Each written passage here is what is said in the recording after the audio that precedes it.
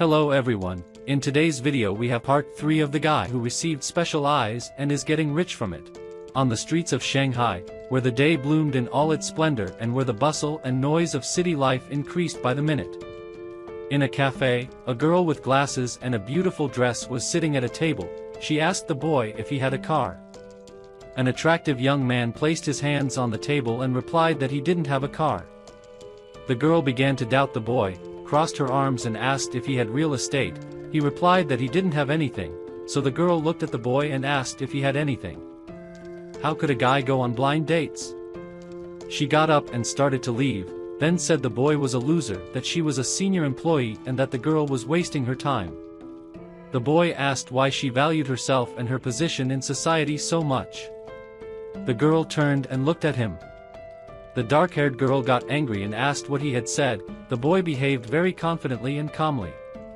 The protagonist turned around and replied that the girl's luxurious bag was just a high-quality fake bought on eBay with free shipping. The makeup was also bad, only costing a few $dozen, and the girl was just a receptionist.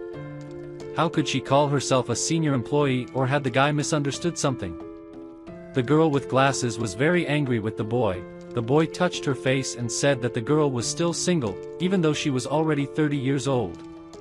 No matter how much effort she put into her makeup, her flaws were still very obvious. The girl couldn't contain her emotions and started shouting at the protagonist and insulting him. This was heard by a passing waiter. After that, the girl left and the boy was left alone.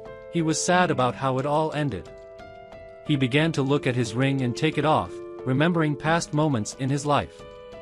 The protagonist remembered how the protagonist's girlfriend returned the ring to him because that the boy always said that ring was a family heirloom, and so she suggested that they break up.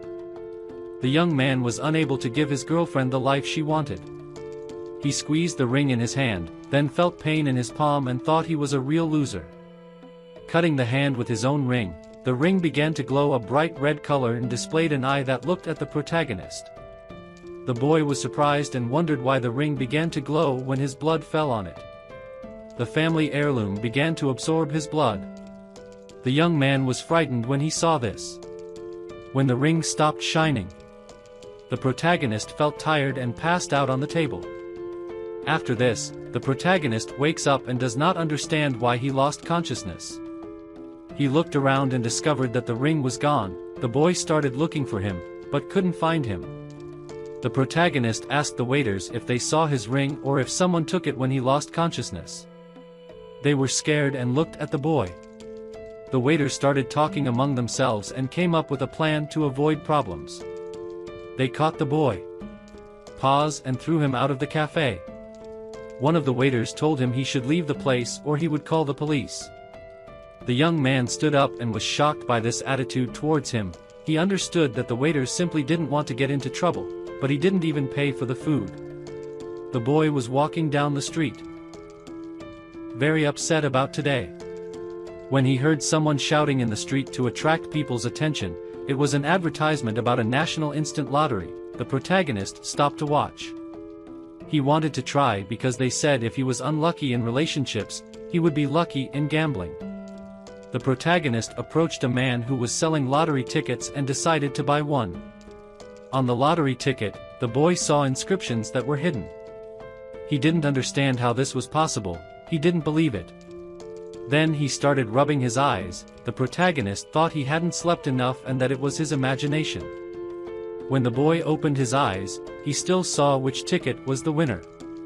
The protagonist was shocked by this ability. The young man thought he had received X-ray vision because of the ring and that with this power, he would become super rich. The seller waved his hand and said that if the boy didn't buy anything, he should get out of there. The boy smiled, took 3 lottery tickets and replied that he would buy them. The man looked at the boy and replied that he should just take one and leave. This wasn't a supermarket. The protagonist was a little angry with the salesman. The protagonist took the tickets and thought the man had terrible service. The boy should teach him a lesson. He shouted that he won $10,000 in the lottery. The people passing by noticed this. They started talking among themselves, thinking that he was very lucky and that it was a huge amount. They thought it was just washing powder. The man didn't believe the boy, looked at him and asked if he could check the note. The young man gave him the ticket, but the seller immediately tore it up and said it was fake. The boy shouted that he had just bought these tickets from him and he dared to deny it. How dare he? The seller replied that he watched the news and knew about these tricks. That the boy needed to get out of there. The protagonist said that he must provide proof if he claimed it was false. The man looked at the boy and said he was the main proof. The boy replied that if it was false, because he didn't tear it to pieces, but he put the note in his pocket, the seller was just lying to him. The stranger began to worry and said he would sue the boy for defamation if he continued to say that. The young man crossed his arms and said that, if the man spoke like that, he wouldn't blame the protagonist. He gave the seller $100 and said he would buy these tickets. The man didn't understand what the boy wanted to do. The boy approached the people and said that they should be his witnesses. He chose these tickets in front of everyone to give to them. If they won something, they could keep it. Strangers on the street dissuaded the boy. They wanted him to get his money back, as such money is earned through hard work. The protagonist replied that they should do what he said, that they needed to believe in the boy. The man wondered who the protagonist thought he was. The boy's behavior made him a little angry. People on the street took the boy's tickets and started scratching them. Afterwards they were happy because they had won a lot of money. The young man reached out his hand and told the man to pay everyone now. The man did not want to give money to the crowd of people. He was shocked that everyone won money in the lottery. The crowd was very displeased and began to complain, suspecting that the man was just deceiving them. The strangers approached the man and one of them grabbed the seller by the face. The man said he would give them money if they just let him go. People took the money from the seller. A stranger approached the protagonist and said that this was his ticket, that they would not allow the boy to be left with nothing because he made them rich. The protagonist took the note and thanked the people. The handsome man walked through the streets of the city, understanding that this was just the beginning. That with those eyes he would certainly achieve success in life. The protagonist started looking at the girls, really enjoying the skill he received, but his eyes started to hurt a lot. He closed them quickly, then decided to rest for a while. The boy started to having nosebleeds and couldn't use my eyes too much. One day passed, he was in front of the store and wanted to go in to start his work. Working in a jewelry store would be a very good choice for him. The boy was happy to work there. As soon as the store doors opened, someone told him to go to him quickly. The man was unhappy that the protagonist had arrived so late, as they had very little time. The boss gave the boy a suitcase and told him to go with him to the rough stone auction. He quietly told the young man that Miss Chow, the representative's daughter, would be there, so he should behave and keep his mouth shut. The young man smiled, feeling excitement inside. He thought this was his chance to prove himself. The dark-haired man asked if he could hear him or not. The protagonist replied that the boy thought he needed to remain silent. The man put his hands in his pockets and told him to stop. If the protagonist did something wrong, he would be fired immediately. The guy in the suit looked at his boss and thought he would show him what it was like to be a professional. They approached the National Rough Diamond Auction. The protagonist was surprised to see that building. The boss was surprised that the protagonist knew that place. He needed to control himself and not say anything stupid when he met Chow. The main thing was not to stare at her. The protagonist asked the boss who this girl was and why he thought the boy would stare at her. The next actions take place in the hall, where the protagonist was sitting with a cup of coffee, watching a person. A very pretty girl with hair. The white people were sitting in front of him, reading something. She was elegant. The young man approached her and apologized to Miss Chow and elder Shi for being late. Chow didn't understand what happened to that boy. He continued to look at her. She asked if he had never seen a woman before. The guy in the suit replied that he didn't want to be rude to her, but the girl didn't know how she was different from the others. Let her take that as a compliment. The girl stood up and asked who they were hiring for this job. They would fire that boy for wanting to flirt with her. The protagonist replied that he would take back his words. The girl was not beautiful at all, because she was ugly inside. Miss Chow pointed her finger at him and said he was rude to her and should be fired immediately. the boss wanted to calm her down. The young man replied that her bad character would make the girl age faster and she would soon become a faded old woman. The boss approached Ixo and asked why he was saying that he needed to not be rude to customers, because he would fire him. Yui looked at the man and replied that the boss shouldn't interfere, that it wasn't his turn to speak. He was shocked by the protagonist's words and asked how dare he, the man would deal with him after they were done. The man walked to the suitcase. Then he started to open it and asked if Yui had stolen something from the company. He was going to find out. When the man opened the suitcase, he was very scared. The protagonist broke a bowl of blue and white porcelain from the Yuan dynasty. Everyone was shocked. It was very never, they didn't understand how this could happen, that Yuan dynasty porcelain bowl was worth millions. The boss asked Yui if he could pay for it. Elder Shi stood up and said that this was the first legal blue and white porcelain, and it would be a real shame to break it. The boss replied that he warned the protagonist all the way there, but he still broke down. The man thinks the boy did this on purpose to release his anger. Xiao told them to call the police and let him go to jail if he couldn't pay for the bowl. Yui sat him down and didn't understand how this happened. He always held the briefcase in his hands, so the bowl couldn't break. Suddenly, the protagonist managed to activate his ability and saw a man sitting down doing something. What would you do if you had this power? His head started to hurt. The boy didn't understand if it was an illusion or if he really saw the man guilty of what was happening. He activated his ability again, his head started to hurt even more, but the protagonist wanted to find out who he was. The young man saw the past, how his boss accidentally dropped the bowl and broke it. The man was very scared.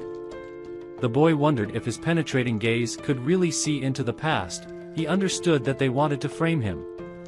The girl screamed to stop the boy as he was paralyzed by fear. The boss agreed to this. Yui said to wait, he was sure that this porcelain was just a fake. Xiao responded that the protagonist had no brain at all or was blind. Mr. Qi personally checked the bowl, she was worth at least 1,000,000 yuan. The man grabbed Ixu's tie and said that although he knew how much authority Mr. Qi had, he dared to doubt his professionalism. The protagonist replied that he was ready to bet his boss that that cup was fake. The dark-haired man released Ixu and said he was ready to reason with him. If the poor porcelain was real, in addition to the compensation, the boy would have to kneel on the floor in front of everyone and apologize. The young man asked what would happen if he was right. The boss replied that if by some miracle the protagonist was right, he would kneel in front of him. Elder Qi began to examine the porcelain and says that covered something very suspicious in the briefcase. He picked up a piece of china and said there was something wrong with it, that bit was very suspicious. The girl and the man were shocked by this statement from Elder Qi. The old man continued, it seemed to him that someone had replaced her, that was not the china he had checked. Chao asked the man what happened to the porcelain bowl. She was lying in a warehouse in their store. The man began to get very worried and stuttered. He replied that he himself did not know what was wrong. He pointed the finger at the protagonist and said that that boy was to blame for all this, that he changed everything, and the replied that the suitcase was under the man's control all the time. How could he change the cup? The boss had already disgraced himself enough. The protagonist told Lekia that only he had access to the briefcase. It seemed to him that it was the boss who made the substitution. The girl called the guards to arrest Lechu for his criminal activities. Security came quickly and said they would comply with this order, but the protagonist stopped them. That man needed to fulfill his agreement. Kneel before the young man. The man didn't want to do that. The guy looked at Chao and said that this was her manager, that he couldn't even keep his word, and that she also needed to send people to check the warehouse as there might be an original bowl there. The green-eyed girl picked up the phone and decided to follow the protagonist's advice. Elder Qi said that for a man to kneel was a shame, but a man must keep his word. Lecha lost the bet, so he must kneel before Icho. Leah listened to the words of the wise old man. He then knelt down and apologized for his actions. The old man asked the young man how he determined that the porcelain was fake. Not every expert could do it so quickly. Icho replied that he thought Mr. Chi understood better than him and that porcelain had been made recently. He realized this after seeing the cracks. The elder smiled. The old man was pleased to have found someone so intelligent, and the polite young man was about to start the meeting. They were about to leave, and Elder Chi had to deal with the porcelain problem. After the meeting, the girl ordered her guards to hand Lechiel over to the police for his slander and actions. The old man raised his hand and said that Chiel shouldn't rush, she shouldn't act hastily. Chi was interested in Yo, so he wanted the boy to come with them, he wanted to see his skill. The girl agreed with Mr. Chi and said that Leah should be taken under the supervision of her guards. After that, they went to the auction. The protagonist began to think that Mr. Chi is a very experienced master. Thanks to his experience, he identified a fake accurately. It's no wonder everyone respects him so much. The protagonist discovered that Elder Chi stopped to look at the stone. He didn't understand why he was looking at her like that. Yo approached the old man, looked at the stone and thought that even Mr. Chi had been in doubt for a long time, because they wanted to sell that stone for an inflated price.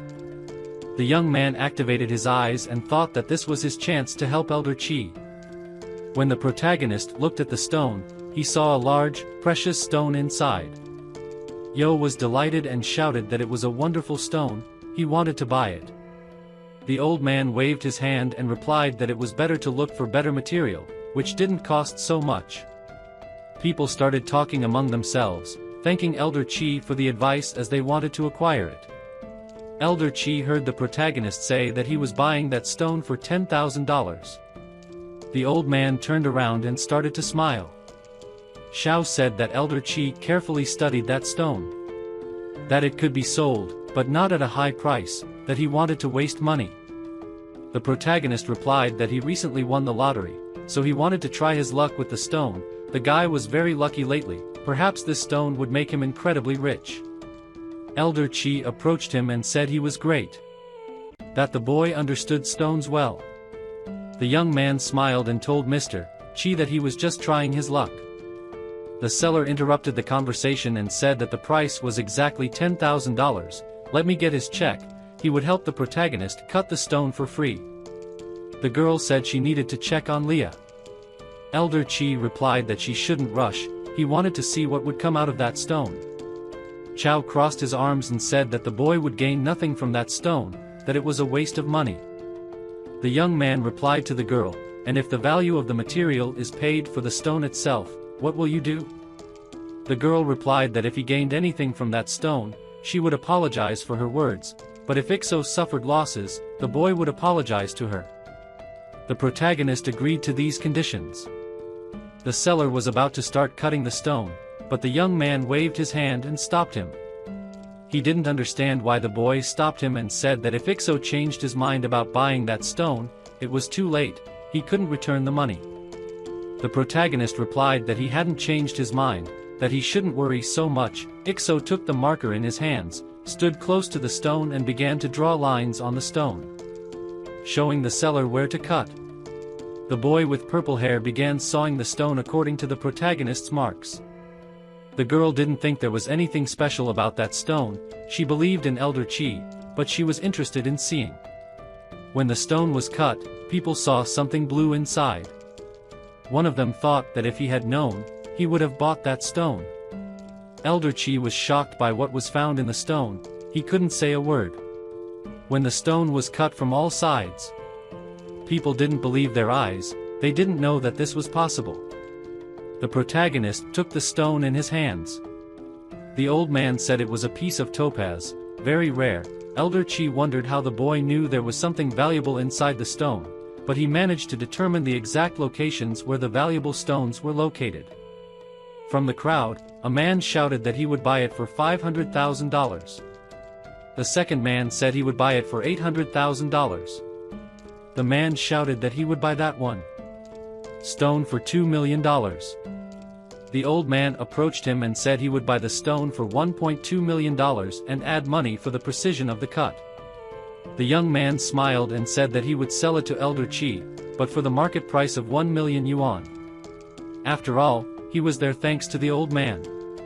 You thought about it, the old man is very smart, he saw the talent in him and now he is trying to appease him, but the boy understood this, so he won't fall into his trap. She looked at the boy and thought he was great, that he didn't brag and was very honest, that he had a great future. The boy approached Chow and said that the price of that stone had increased hundreds of times more than its initial value. So it was time for her to apologize. The girl was embarrassed. He looked to the side and apologized to the protagonist. The protagonist replied that his excuse didn't please him very much, but he would accept it and let the girl understand that she shouldn't underestimate him, otherwise it would only get worse. The young man hugged the stone and thought that now his parents would live a rich and carefree life. This was observed by an unknown man who did not want to be seen by anyone. They went to another room to look at other stones. The old man wanted to test the boy's abilities. An elderly man asked him how he liked that stone. The boy replied that he didn't know, that it was too risky. Elder Chow pointed to another stone and asked how he liked that one, which had a green hue. The protagonist replied that it was just a thin layer of green and that the price was too high. She thought about it, and Chow was trying to get rid of him with known facts so as not to show her true experience. Suddenly, the cell phone rang. The protagonist decided to take it out of his pocket and see who was calling. Yu was informed that his grandfather was in the hospital. The boy was very scared and said he would go immediately. The protagonist said that he now needed to visit his grandfather. If Chow was worried about him, she could send bodyguards after him. Just as the girl was about to respond, Elder Chow stopped with a wave of his hand. The old man smiled and said that he didn't think the young man had anything to do with the recent porcelain bowl incident, so he would let him go. Elder Chow picked up the phone, called and told Fong to take his friend to the first hospital, which was very urgent.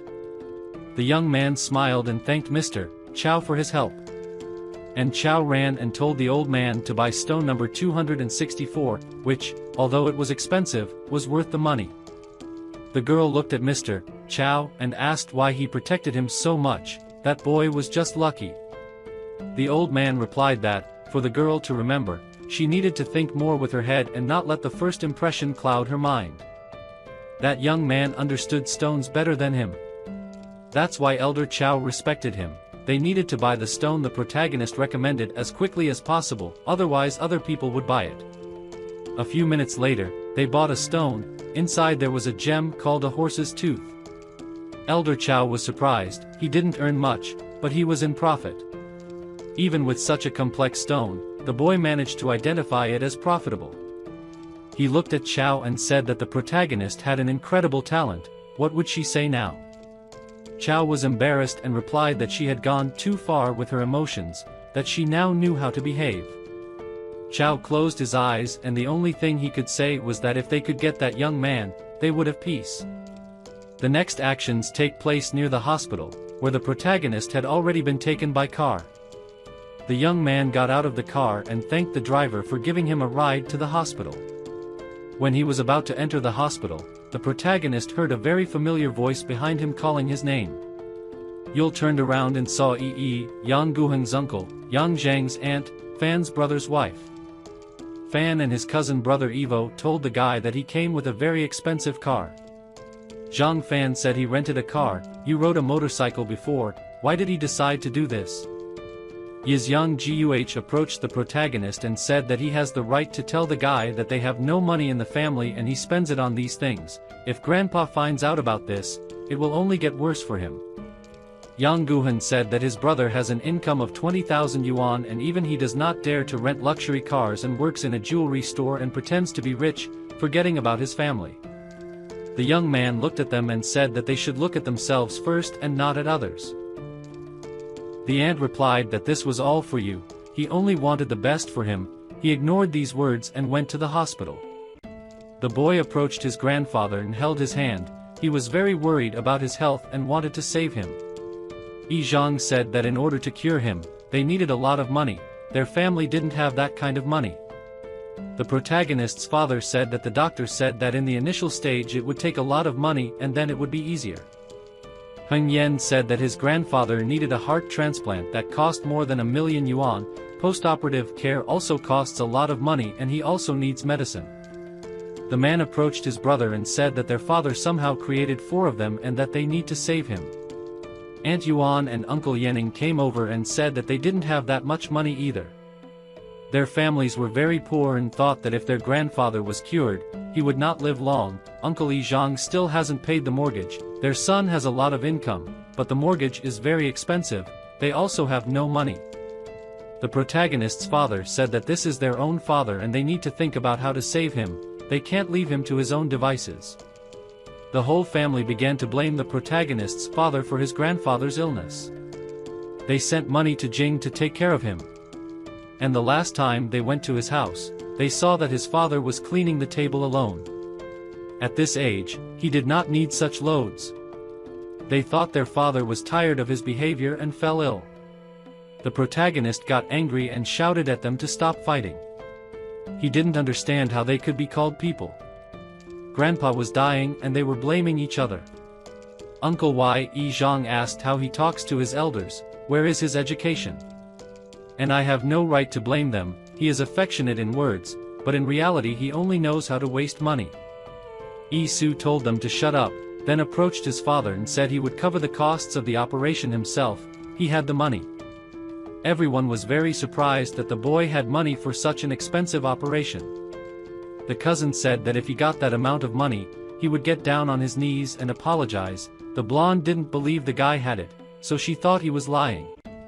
The protagonist replied that he said it himself. If he now proved that he had money, then his brother would have to keep his promise. Zhang Fan started to take out a portable cash register from his bag and said that he could check if the guy was not afraid of embarrassing himself. The young man took out his credit card and told him to take the terminal. Soon his dear brother would kneel in front of him. The boy applied the card to the machine and the amount on the card appeared. The girl was shocked by what she saw. The young man asked his brother if he would kneel in front of him. But the brother replied that he was older than the protagonist, he needed to stop acting like a child. The relatives were shocked by my words and the aunt began to get indignant that Ginha had raised her son badly. The father approached his son and asked if he earned this money alone or if the boy stole it.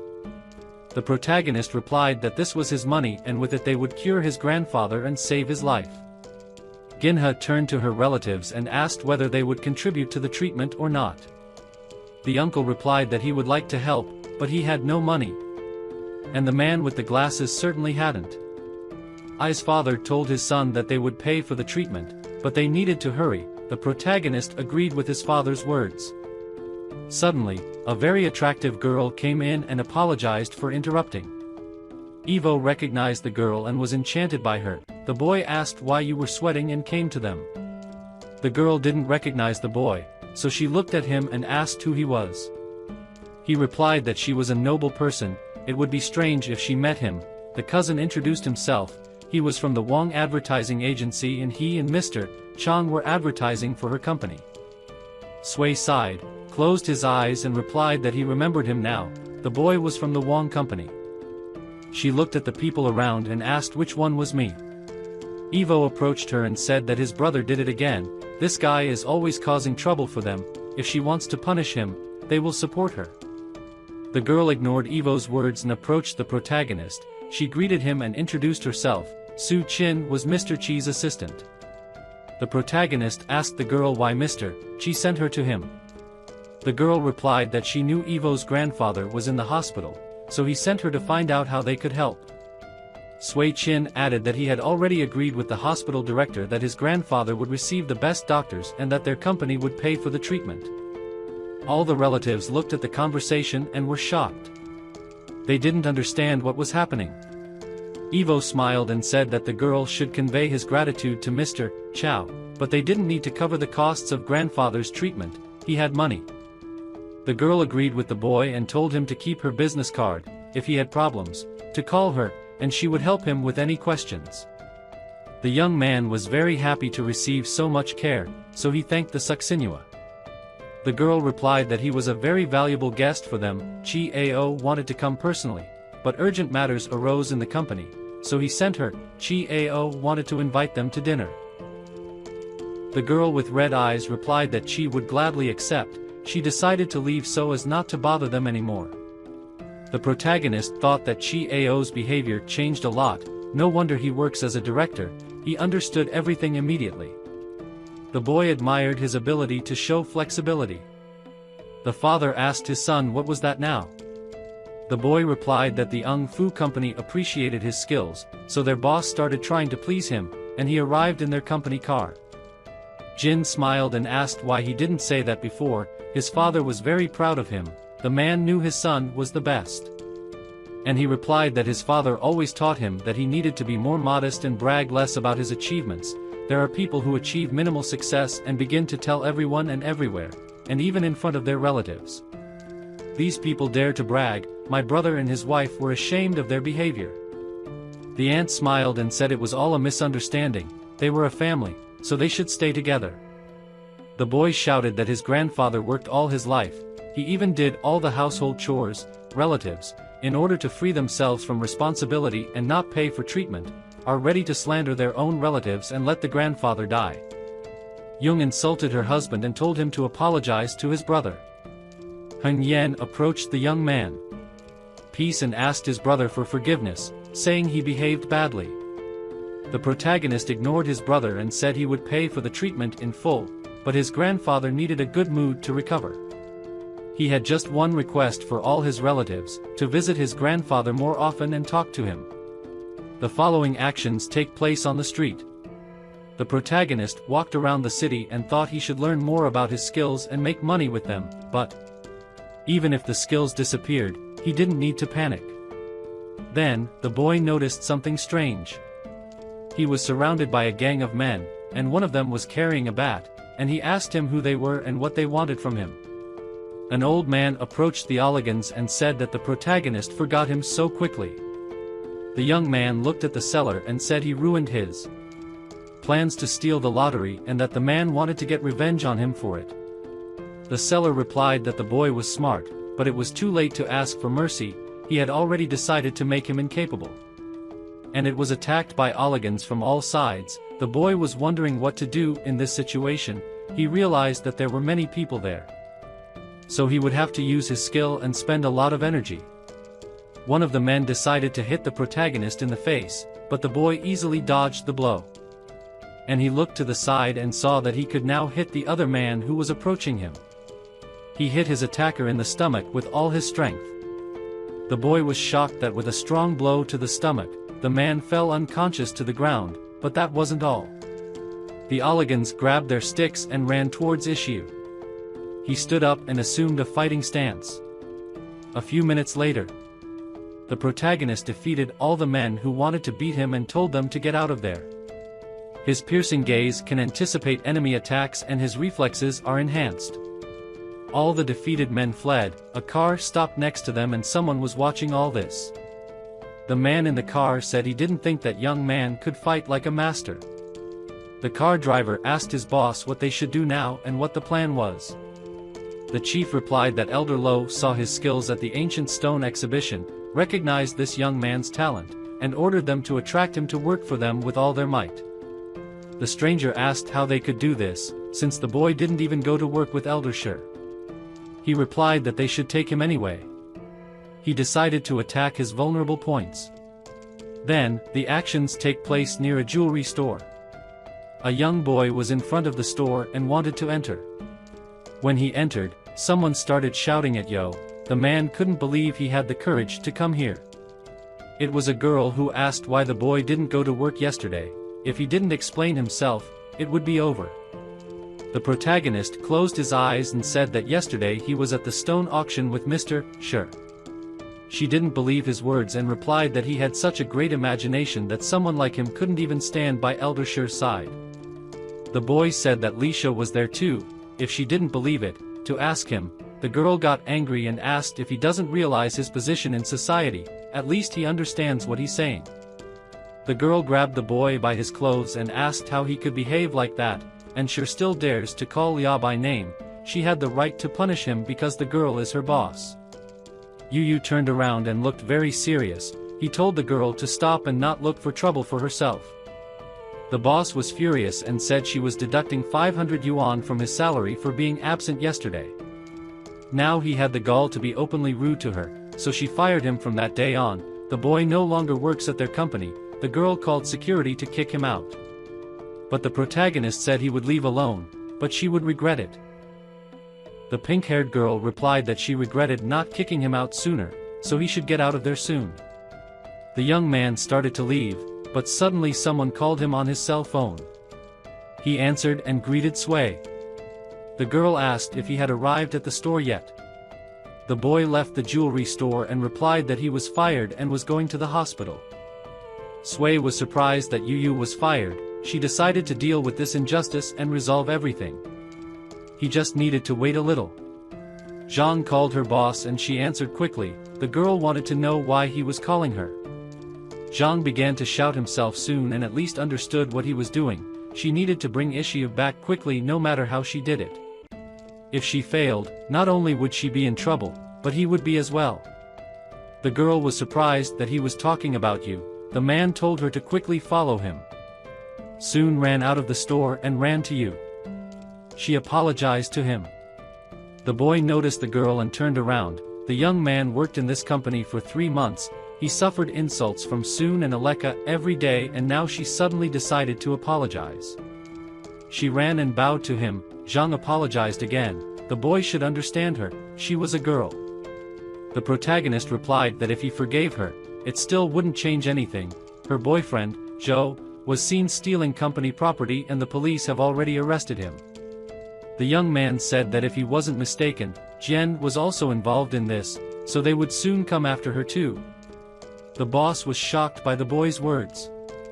She couldn't believe Aleka could do something like that.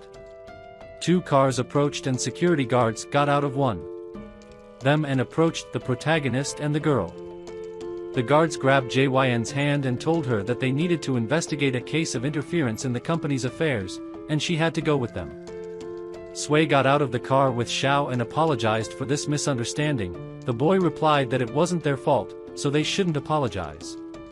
Xiao said that Su Jin would be severely punished for his actions, and on behalf of the company, apologized for the moral damage caused to him, hoping for his mercy. Yu Yao replied that he didn't need so much politeness, he still hadn't thanked him for helping his grandfather.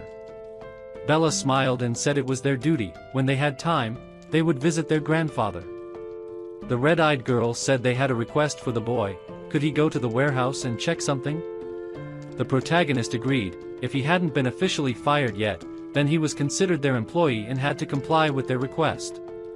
The store employees were shocked to see that Yu Yao had such a high position in society and wondered why he kept it a secret for so long, but were happy that someone taught Su Jin a lesson. Then the actions take place in the warehouse. Yu Yao explained there that, after interrogating Leia, they began to suspect that some of the products in the warehouse had been replaced. The girls would be happy if the protagonist could organize a check. The boy agreed. They opened the suitcase and there was a green vase. The young man became interested and decided to check it out. When Yu Yao looked closer, a red light appeared. He was surprised and didn't know what it could be. And he heard a man carrying this vase. His clothes were from a long time ago. Suyu was watching at that moment and wanted to ask what he was doing, but Xiao stopped her. The young man pointed to the vase and said it was from the Shang dynasty. It was genuine. The protagonist picked up a white bowl, made of Song-era white porcelain, also genuine. The boy began to examine other antiques. An antique vase with a dragon design was also real, but the bowl with a lid was fake. It was at most 10 years old. He looked at a lot of antiques today, so he felt really bad. His head could not support such a load, and he fell to his knees due to the pain in his head. The girls ran up to him and asked him what happened. He needed to take a break and then check the rest. Now he understood the limitations of his ability. Xiao agreed with the protagonist's words and thanked him, saying that he had better go to the hospital to see his grandfather. The boy thanked him and decided to leave. When the young man left, Xiao told the red-eyed girl to check on him, to see how accurately he had determined everything. Sway replied that everything was correct. The boy never made a mistake. The green-eyed girl asked how this was possible. She and the expert spent a lot of time trying to establish the authenticity of the antiques. The red-eyed girl said it was something mystical. Alone, in half an hour, without tools or internet, just with one look to understand everything, she felt restless. The girl in green clothes said that they should keep him in the company at all costs. The protagonist went to the hospital and saw the guards near the door. He thought it was Zhao's work. He opened the door and entered his grandfather's room. His father found him and said his friends had come to see him. The young man looked ahead and saw that a man with his driver was sitting next to his grandfather. The man greeted the boy and decided to introduce himself. His name was Qin Sha, assistant to the director of Fuan Company. Jin said that Fuan Company is Ung Fu Company's main competitor. How can they be friends? Yu shook hands with Qin Shao and asked how he could help them. The man congratulated the boy and said that Director Liu appreciated his abilities. Now he could move to a new level of life, becoming very rich. The boy said he didn't understand them very well. The man with short hair said that the director liked Xiao and wanted to offer him a good job.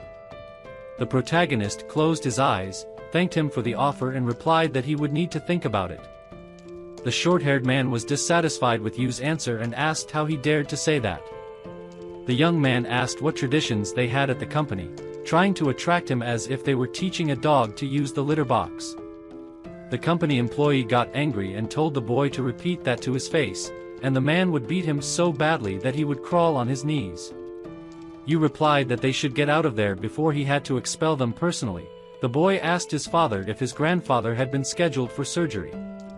Shen Cha said that the guy was very arrogant. He dared to look down on their boss in exchange for his kindness. The boy replied that it was the boss who despised him, otherwise he would not have sent such workers after him. The father approached his son and said that he was very temperamental. It was not possible to refuse like that. After all, their company was linked to the mafia. It would be better not to become enemies. The protagonist replied that the boy is not the same as before, and if he works at Fuan, he will offend Anu, and with a company like Fuan it is better not to cooperate. Jin agreed with his son, but now the man didn't know what bad things they could do. The young man feared that they would blackmail him by threatening his father or grandfather, and is guilty of responding to them in such a reckless and rude way. At that moment, on the street, a man with short hair asked Qin Cha what they should do next. He wanted to kidnap the boy, and if he refused to work for them, he would beat him. Qin Cha replied that he only thinks about fighting and killing. He doesn't know how to use his brain. The man smiled and said that he only knows how to hit and kill. He has no brains. That's why they are together. But what will they do with this boy? The red-eyed man said he would make Xiao crawl to them on his knees and ask to be hired. Then, the actions take place in the hospital, where the protagonist told his father that today he will take care of his grandfather and let Jin rest. Yu told his grandfather that he had arranged the treatment procedure, so he would be fully recovered. The old man smiled. He was very happy and proud that he was such a good boy. After that, the red-eyed man said that his grandfather was very happy and proud that he was such a good boy. After that, a little time passed. The protagonist was lying next to his grandfather. He decided to train his skills.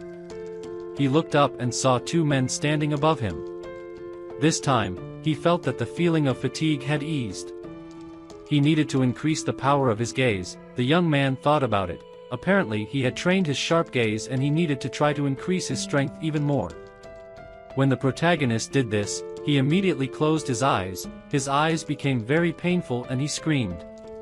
Grandfather woke up and asked Ishi what happened. The boy replied that he accidentally hit his head. The protagonist thought that everything was because of the laser he saw during the day. The aura of antiquity intensifies the effect of your skill. Starting tomorrow, he will start checking as many antiques as possible. The boy closed his eyes. His life has practically not changed. He has received skills, but he is still forced to work. The next action takes place in a store, where a man said that the vase of 100 birds belonged to the Ming dynasty. The girl must compensate for the damage, conditioned case. The girl replied that when he took the vase away, there were already cracks. With a light touch, a piece broke off. The man couldn't believe that the girl meant that they decided to set her up on purpose. And he entered the store. The girl replied that that was not what she meant, but if they judged fairly, they were wrong. The stranger said there was no justice there. The employee broke her vase. Now she must make up for it. The young man asked Xinlei what was happening. He wanted to know everything in detail. Xinlei replied to the protagonist that it was good that he came. These people simply took out a vase with cracks, she touched it and a piece fell out, the girl didn't use any force. The protagonist thought that if everything was as the girl described, then they wanted to deceive her. He told her not to panic, now he would check everything. The boy used his skill and asked the man if the vase belonged to something. One was and placed the documents on the table, saying that it was a certificate of authenticity for the antiques and that he should look, as the vase was definitely genuine. Suddenly, two unknown men approached them, and one of them asked who was so bold in that store as to doubt that the company had correctly identified the authenticity of the antiques. It was Master Lin and his assistant. The man said he had to help them. 2 days ago, he brought this Ming Dynasty vase for them to inspect, and today their employee broke it. The stranger said that they still doubted the authenticity of the vase. Lin asked him if he understood anything about it, and he told him that it was a forgery and that he should check the vase again because sometimes experts make mistakes. The men asked who that guy was to say that and that he wasn't even worth Master Lin's shoes, who allowed him to be so cheeky? The protagonist asked if he was checking the vase, let him take a closer look. Lin replied that this was impossible. He examined her carefully and she was definitely real. The young man wanted to argue with the man. Lin asked who he was to argue with him. And he replied that if Lin was afraid, he should have said it directly. If he didn't check the toilet again, he should leave. Master Lin was very angry at these words. He said the boy was insulting them all, how could he be such a sinner? But the man agreed and asked what they would bet. And they replied that it should only be painted on icons and placed in temples. The man agreed, but if Lin won, then the young man would have to kneel before him. The boy agreed and replied that he didn't even know why people like Lin like to make others kneel. The protagonist took out his phone and started calling. The man said let him call and prepare the money. The boy replied that he didn't know why people like Lin like to make others kneel. The protagonist took out his phone and started calling. The young man called Xiao and asked if she knew Lin. She replied that he was a first-class appraiser, the pillar of Entai's company, and that he was famous in their circles. And he replied that he was giving them a gift, that they should prepare a contract soon. He would work for them at UNG Fu and the salary should not be inflated, it should be average. The man didn't understand what was happening. He added that the rest wasn't very important, she just needed to organize the hiring operation. The men began to laugh. Master Lin said that he boasted even better than him and that his serious look was perfectly interpreted. Because I hadn't been nominated for an Oscar yet, Chinla took the papers in his hands and said that the authorities asked to print these papers for him. The boy replied that he would need them later. The men continued to laugh. Lin couldn't believe I hadn't given up yet. The young man was determined. He approached the vase to make the contract. He held the vase with his hand and then decided to play cock on the floor with all his strength to show everyone that it wasn't real. When the vase fell to the floor, it broke into small pieces. The protagonist began looking for the part he needed. Everyone in the store was shocked by the protagonist's action and Lin's heart hurts after what he saw. The unknown man shouted that the boy had gone completely crazy and now he would have to make up for everything twice as much. The protagonist took a piece of the vase and said to Lin to look at it and then tell if it was a real vase or a fake one. Lin approached the boy and took a piece of the vase. When he carefully examined the piece, saw the number 90. The man began to worry. He couldn't believe he had made a mistake. Lin couldn't say a word. A man approached Lin and said that he had checked this vase. It couldn't be fake. Lin apologized to Shin, but it was a fake and he didn't notice it. Shin shouted that the boy had faked it. The boy apologized to Shin, but it was a fake and he didn't notice. Shin shouted that this was impossible, that they were conspiring to deceive him. This vase is very old, either they would double compensate him or the man would call the police. The young man replied that even if he called the police, Lin Chong simply made a mistake while working, he would refund the inspection cost and that was it. But the men came with counterfeit goods and this is considered a crime and they are sent to prison for 5 years. They were shocked by Yo's words. The boy turned to Shin and told her to call the police. When the men heard this, they began to quickly run out of the store. Shen promised that they would meet again. The protagonist told Lin not to worry, that those two cowards wouldn't dare cause him trouble. Yo responded that they were co-workers and colleagues should help each other. Suddenly, Xiao and Sui entered the store together with security and an unknown man. Xiao approached Lin and welcomed him to the Ong Fu company. They were happy to have a new employee. The girl supported herself. Yo told Lin to quickly sign the contract, that they had money and pretty girls. Wasn't it wonderful? The girl believed that, so that he wouldn't worry about his previous job, they would send qualified lawyers to resolve everything there. The fine for terminating the contract would be paid by their company. Yo told Lin to quickly sign the contract, that they had money and pretty girls. Wasn't it wonderful? Sui was embarrassed by the words of the protagonist and the girl.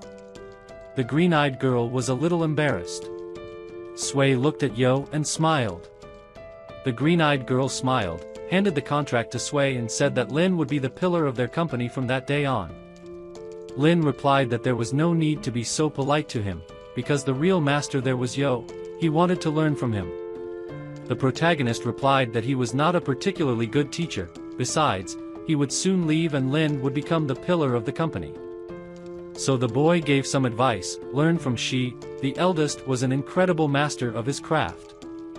The blue-haired boy asked if they were completely stupid. How could Yo become the pillar of a company with such weak skills? Were they throwing money away by giving him a salary? The green-eyed girl turned to him and asked what the blue-eyed boy meant. Kun replied that the girl thought this guy deserved her attention. He was just a deceiver and they fell for his tricks. Shiho told the boy to temper his words. She saw Yo's skills and praised him, so the only fool there was K. The blue-eyed boy replied that she was very kind. An old woman had gone crazy. Obviously I was deceiving them. He pointed his finger at them and said that everyone was conspiring to deceive them. He couldn't have an X-ray in his eyes. Yo said that if whoever thought he was fooling everyone, then let him check it however he wanted. It wouldn't hurt the protagonist to improve his antique skills. He ordered the guards to bring his treasure from the car. Security brought the antiques. The blue-eyed boy told them to bring it slowly and not touch anything. The guy with blue hair asked the protagonist to tell him what that object was. The protagonist begins to analyze the man's treasure. After analyzing for a while, the protagonist smiles. After completing your analysis, the protagonist kicks the man's treasure. The blue-haired man is angry that he kicked his treasure and questions him if he even has money to pay. Our protagonist asks what he is talking about and claims that it was a replica of the late Qing dynasty. The man is shocked to hear this. The man questions him why he thought that way while our protagonist asks if he was right. The man is embarrassed and then says yes, he is right. The protagonist then says that he doesn't need to prove himself to him and just wanted to make that clear. He keeps telling him not to be reckless and says he doesn't know him well, that's why he thought he was a liar, he should feel ashamed of himself. The man then, a little scared, starts to look at him. The protagonist then tells the man to calm down and says that he liked the man's bronze treasure and asks how much he would like to sell it for. The man smugly says 500,000 for him. The boy, confidently, counters by saying it would be for 200,000. The man, annoyed, says that 200,000 is a rubbish amount and asks if the boy is joking with him. Our protagonist, in turn, responds by saying yes or no, friend. The man then says deal done and says that he honestly expected to receive 100,000 in his treasury and that was why it was a good deal, as he would get extra money. The young man then tells Kyle to send him 200,000 and he will pay her back later. Kyle then says that there is no problem and that young Master Kong would send the 200,000 to him. The protagonist then says please no and says he knows he's charming, that's why he wants to get the money the right way, thus leaving Kyle embarrassed. Later, in a car, some people are talking.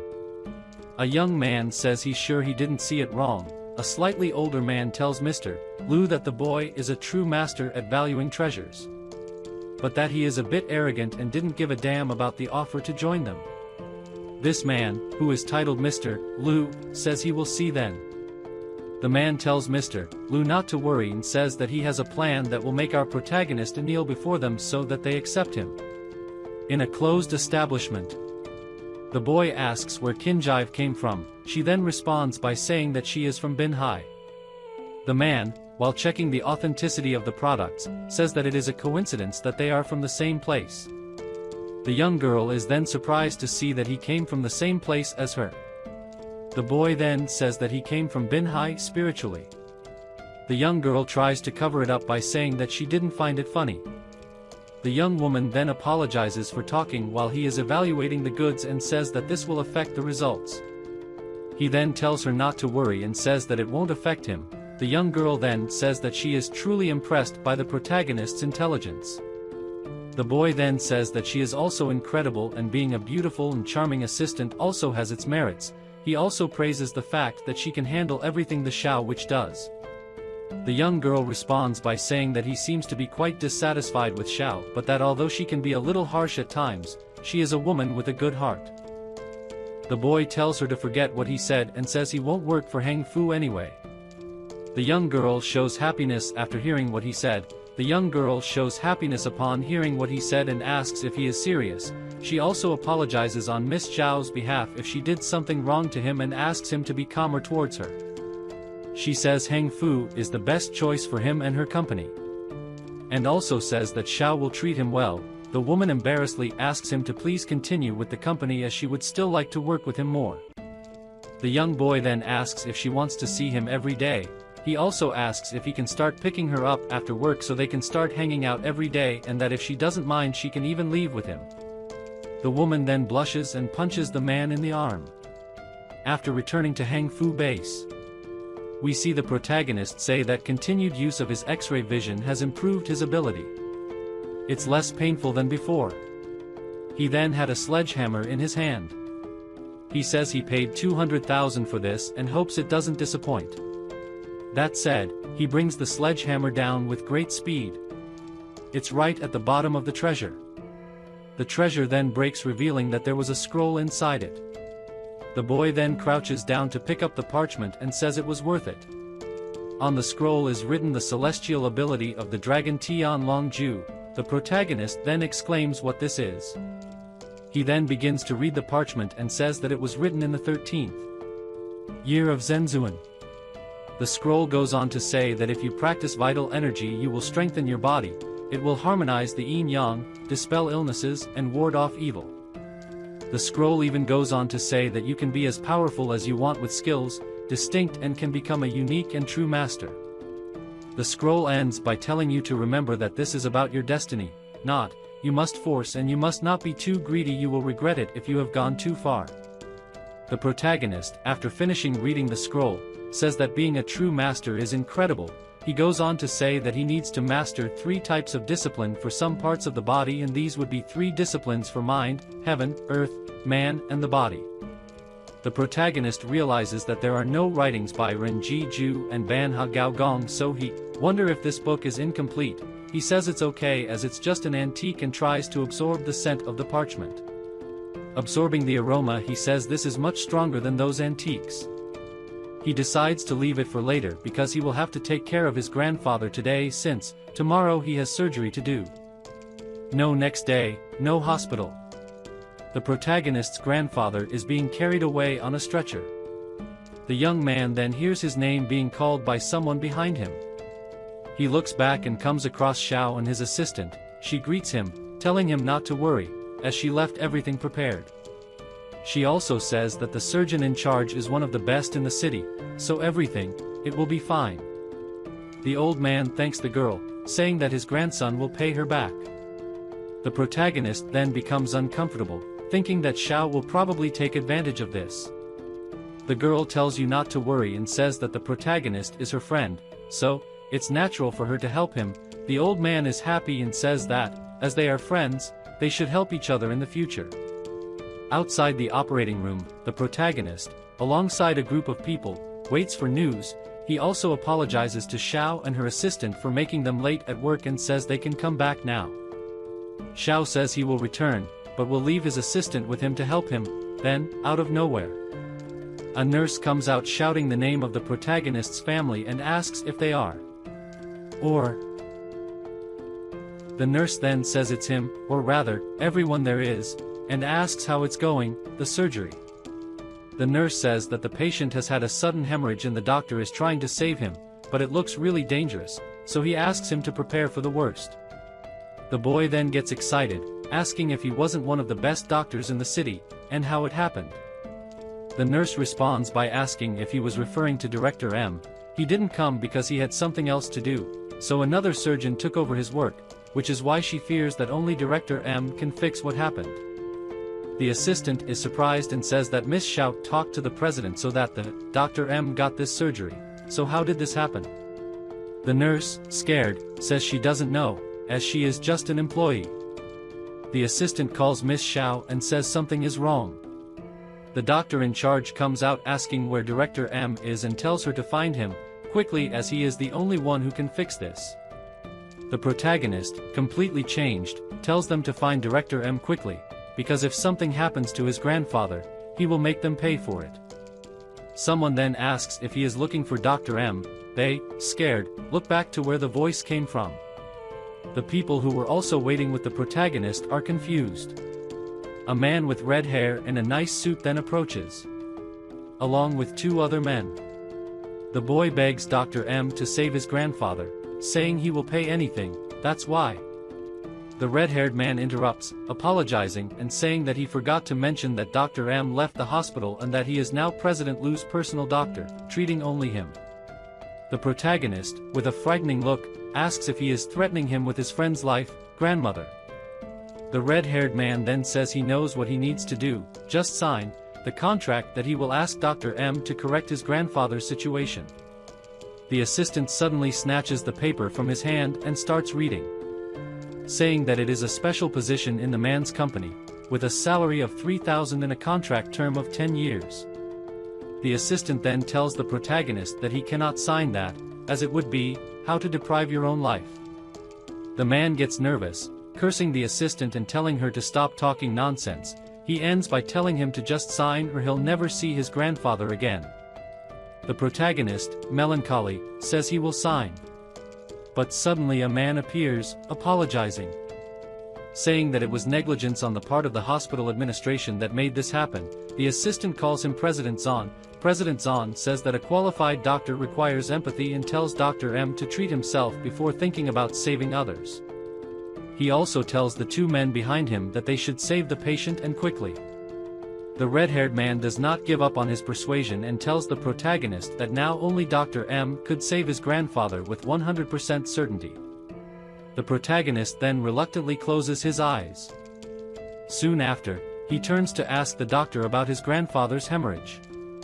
The doctor says that he had a hemorrhage in his chest and that they didn't know which of his blood vessels had ruptured.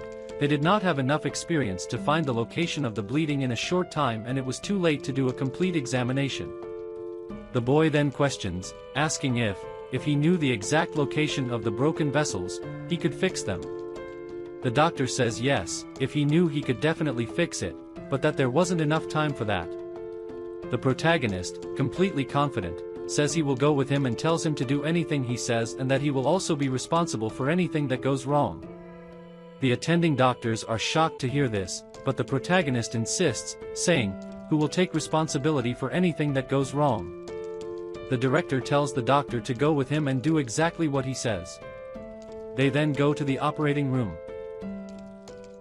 Inside, the young man is saying that he is about 2 centimeters shorter. The protagonist tells him to go back a little and says yes, it's right there. The doctor is impressed and asks how this is possible, calling it incredible. Outside, everyone is waiting anxiously. It is also revealed that those people waiting outside are relatives of the protagonist. The man with red hair tells the protagonist's father that his son is too young to understand what is happening there. So he won't take it personally, but he should be aware of it, otherwise, he would be blamed for his grandfather's death. He keeps saying rudely that when the time comes, he is afraid that there will be nothing left but regrets for the protagonist, leaving his father scared. The nurse leaves the room telling everyone to move, as she is carrying the stretcher. The father, very nervous, asks the doctor what happened. The doctor smiles and says that his bleeding has stopped and that his life is no longer at risk. The protagonist's father then starts crying, thanking the doctor for saving his life, of his father. The doctor says that it was thanks to the protagonist's incredible guidance and also says that, "I wouldn't have been able to fix that alone." The assistant is surprised and asks the boy if he knew anything about medicine. The red-haired boy then asks how this is possible. He turns around, asking Dr. M if he hadn't said that only he could solve it, that situation. The doctor, completely scared, says that he was in fact the only one who could solve the problem, that kind of situation, and asks who that kid is. One of the doctors tells President Z that the patient bled a lot, so he is still in poor condition and the transplant needs to be postponed.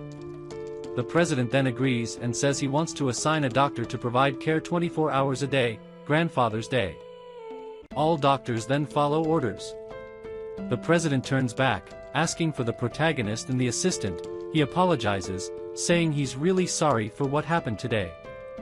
The boy says it's not his fault, but rather those scoundrels who have no mercy, nor conscience. The man, nervous, says that he hasn't finished with him yet and that he will see him later. He goes on to say that sooner or later he will beg on his knees. Meanwhile, the protagonist quickly approaches him.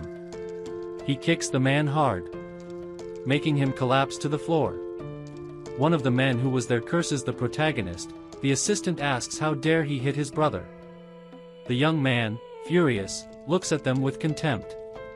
The man lying on the ground then calls the protagonist a bastard and tells him to wait.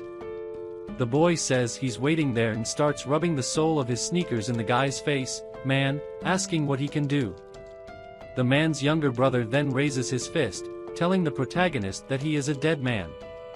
The young man, completely confident, holds the man's punch, who is shocked, as he was a well-trained fighter. But the protagonist, without caring, pulls the man's arm back and trips him, knocking him to the ground. The young man then begins to beat the two of them while they are lying on the ground.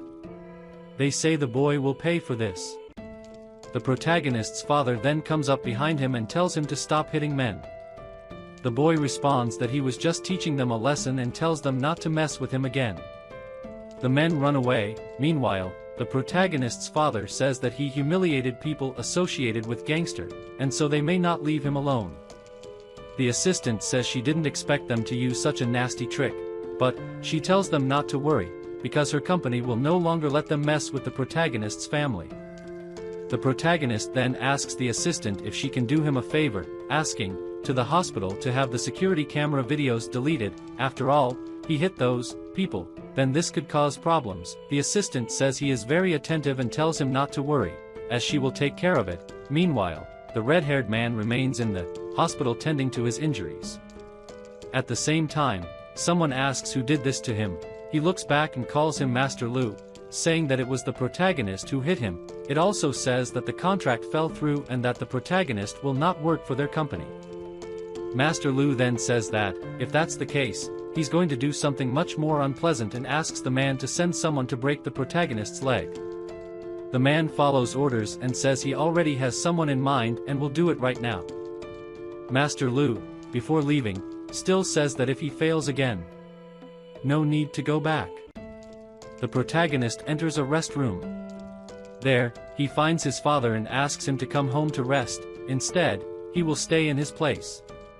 His father thanks him and asks him to call him if something goes wrong with Grandpa. The protagonist then reassures him and asks him to rest.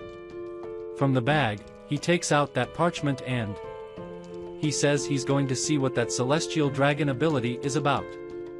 Immediately afterwards, he begins to meditate.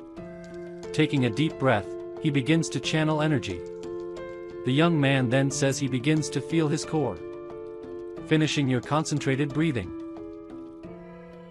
He exclaims that it was very refreshing and he feels brand new, as if he had slept for several hours straight, and that, indeed, it was a great treasure. Soon after, his cell phone starts ringing and he sees it was Chow. He answers and asks Chow what she wants. Chow, in turn, he says he wants to invite him to breakfast and asks if he has time. There, the young girl offers a contract to the protagonist for a salary of 5 million and additional dividends from the company and asks if he wants to join it. The boy thanks Chow for giving him so much value, but he's afraid he can't sign the contract. The girl, in turn, tells him to at least check the contract and then decide whether he wants to sign it or not. He says he knows she and her company are good for him, but he's afraid he can't really sign the contract, but tells her not to worry, as he won't go to any of the other companies either. She asks if he's not going to work anymore, but the boy says he has his own plan. The woman tries to warn him that because he messed with Lu Shuang, he would hunt the protagonist at one time or another and only her company could protect him. The boy then, smiling, asks if she is worried about him, but she says she's serious and asks if he has any idea what's going on.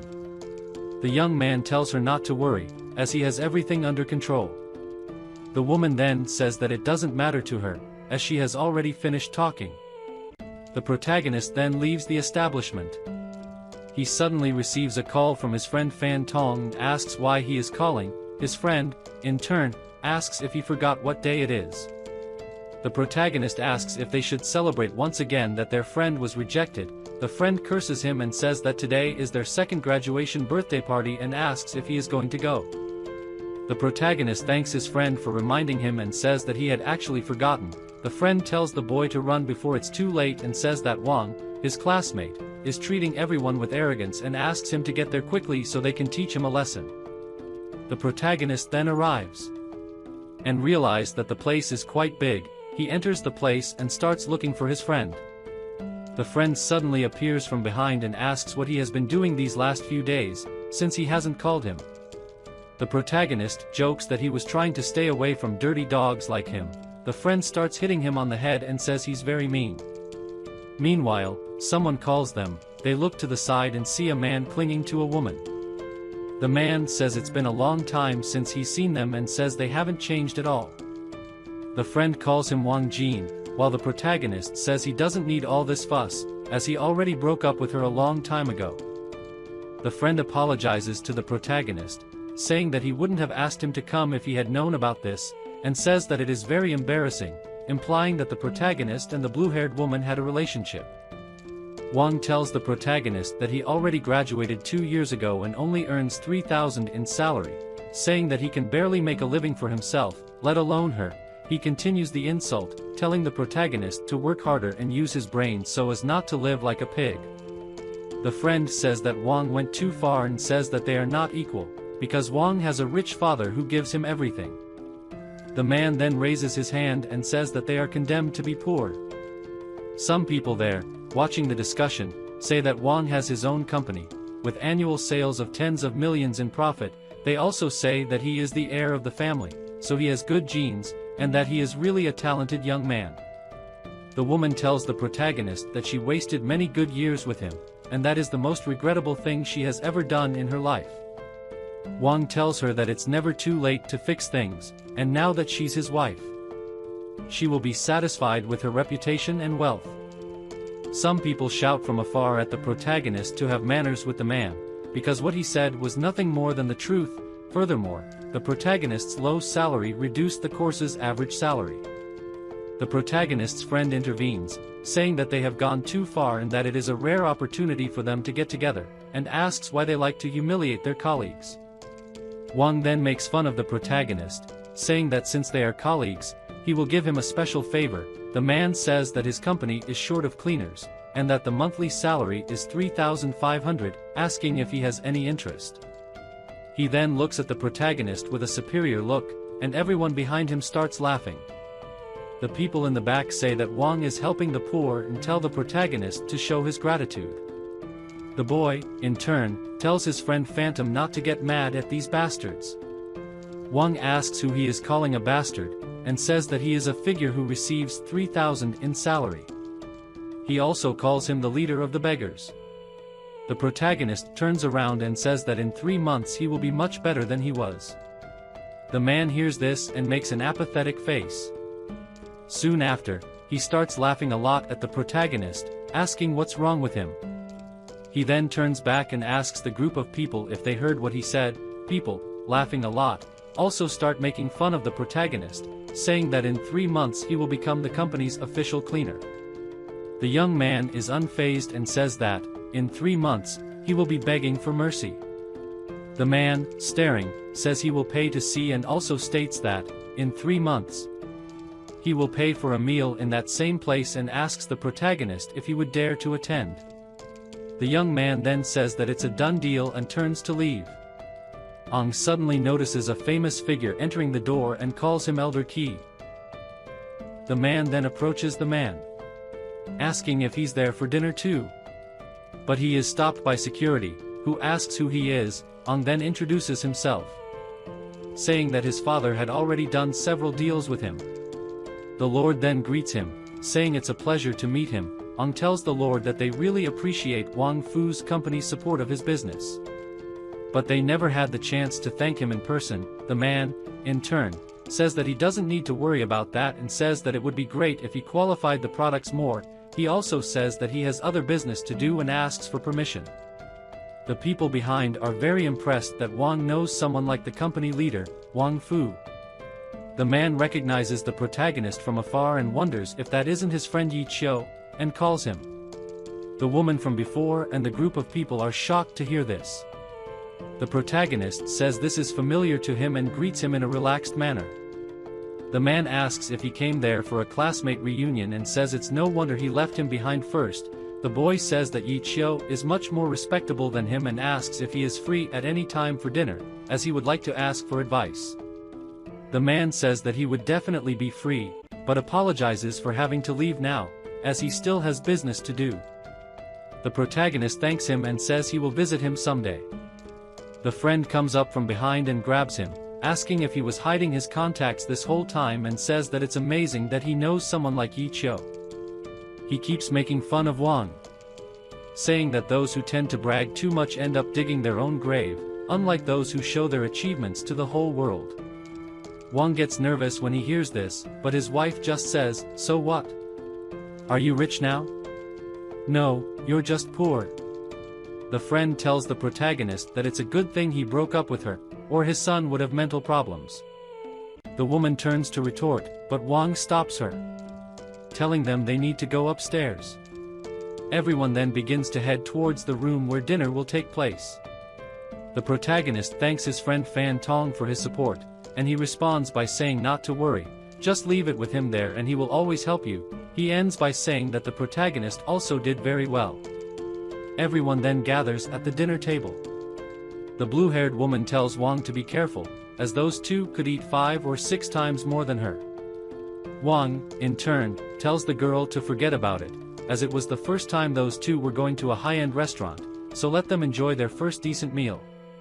A man says that Wang is actually very generous, and he then points the finger at the protagonist, saying that he should show his gratitude to Wang. The friend tells the man to show some respect to Lu Ku, as he could talk to Elder who prevents equality. The man says that perhaps Elder just appreciates the hard work in his company and starts to praise Wang, saying that he is an entrepreneur with his own property. The young man tells his friend to stop wasting energy and just enjoy the meal, and that he didn't need to be mad at them. The friend then curses, saying that they will never go to a colleague meeting again. The boy then tells his friend Phantom that he was wondering if the two of them could open their own company. The friend questions how they would open a company and asks the protagonist if he really wanted to have such a successful career. The protagonist says that, in fact, that wasn't why he wanted to open a company. The friend then says that he can say that if there is anything he can help with, he will help. The protagonist then smiles, appreciating his friend's help, and proposes that they open a business together. The friend says that the only type of help he can't give is with money and says that there's no way he can open a business because of that, but that he can only help with manual work. The boy then says that his friend just needs to support him, that as long as he does that he won't have to worry about money. The friend thanks him for the trust that the protagonist has in him and says that all he has to do is send him a message and he will get there flying.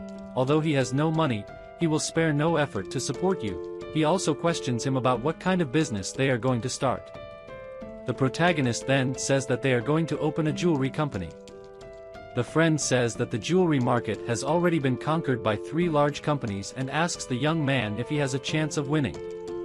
The boy then, confidently, says that he has almost a 100% chance of winning. The friend smiles and supports him, saying that if he thinks he can win, then they will win. Suddenly, Wang asks the people if they would like to go have fun in the chess room. He also asks the protagonist if he wants to see it. The woman asks Wang why he is worrying about this and says that the protagonist doesn't have much money. Wang, in turn, says it's okay because he can lend Equals some money and says he's afraid he won't have the courage to join them. People begin to mock the protagonist, saying that if he needs to pay back he will never be able to, while others tell Wang to just donate some money to him. The woman starts laughing and says that there is no difference between donating and lending, as the protagonist won't be able to pay anyway. The boy then, without being shaken, says that, in that case, he will accept the offer. Wang then gets excited and says that they are going to play something worth a lot of money and says that, if the protagonist doesn't have any money there, he can start by lending him some. The young man then tells him to forget that idea and says he has money and asks him what he wants to play and how much money he will bet. He then says that they will play blackjack and says that it will be worth 100 yuan per round. If the protagonist doesn't have enough money, the young man says that 100 yuan is not enough and that he will bet 500 per spin.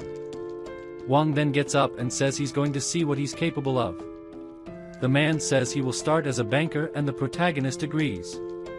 A beautiful woman then begins to shuffle the cards. And, soon after, he hands it over to both of them. The protagonist then cheers up and activates his X-ray vision ability to see his opponent's cards. He can then easily see which card Wang is holding. The woman then gives the command to know which of the two players will take a new card.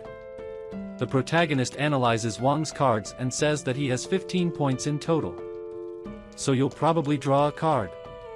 He also starts looking at the woman's hand to see what card she will draw next. The young man then asks for another card, and the woman hands him a 3. The friend warns the protagonist that he already has 19 points, so he should stop. But the young man does not lose confidence and asks for another letter. The friend contextualizes it, saying that if the next card comes with more than 2 points, he will lose. The people behind Wang say that the protagonist deserves to be poor all his life. Wang says that no one will really be happy seeing this and calls the protagonist greedy. The woman then starts to pull another card. Throw the card on the table, revealing which one it was. The friend is surprised and says that they were hearts and now they have 20 points. Wang and the group of people are completely shocked to see that. Wang then, without accepting defeat, asks for another letter as well. The card that came to Wang was an 8, which totaled more than 21 points, so he lost. The two then celebrate the victory of the first round. Wang then says that he is very lucky and says that 500 yuan is not very exciting and asks if he would dare to bet more. The young man then asks how much he wants to bet. Wang then says 100,000 and asks if he will have the courage, yes or no. Back in the match, the protagonist begins to activate his X-ray vision ability. With a smile on his face, he tells him to go prepare the money. The man then tells him to show the cards. And the protagonist begins to show them, revealing that he had a perfect score of 21 points. The man begins to go into shock and ask how this is possible. Then he slams his hand on the table and says he wants to go one more time. The boy then starts to mock, telling him not to bet anymore or will it stay in debt. But the man tells him to shut up and asks if he's going to play or not. After that, the protagonist's victory is repeated a few more times. While the protagonist is winning, Wang starts to get desperate. Until someone in the group of people says that it's obvious he's cheating. The friend says that the protagonist sat in the chair the whole time and didn't touch the letters, so there's no way he could have stolen them. But the man says that the game dealer was cooperating with him, leaving the woman scared. The group of people in the back start to say that now it makes sense that the protagonist wins so many times in a row. The man goes on to say that EQ is an idiot for cheating so obviously. The game dealer tries to explain herself, saying she doesn't even know his name. About that, Wang knocks on the table and asks the young man how dare he cheat against him. Soon after, He points to the woman and asks if she knows who he is and says that wants to see the manager. The protagonist then calls him an idiot and says that he was the one who suggested the game of blackjack, so there was no way he could cheat. The man then starts to stutter and says he doesn't know how he did it. The man then points his finger at the protagonist and says that he is cheating anyway and asks the group of people behind him to beat the protagonist until he admits it. A white-haired girl says they shouldn't fight and asks them to calm down. He then curses the girl. The man then says he will split the 100,000 yuan for them to catch the protagonist. The men then begin to walk towards the protagonist, controlled by greed. The young man then says that this is shameful and he shouldn't try this trick to get rid of his debt or else he would suffer the consequences. One of the men then punches the protagonist and calls him weak. The boy then quickly slaps the man in the face, who in turn falls to the floor with pain in his face. Meanwhile, the protagonist asks who will be next. 3 men are in front of him and say they are going to catch him. The friend tells Yahello to run and says he will cover for him.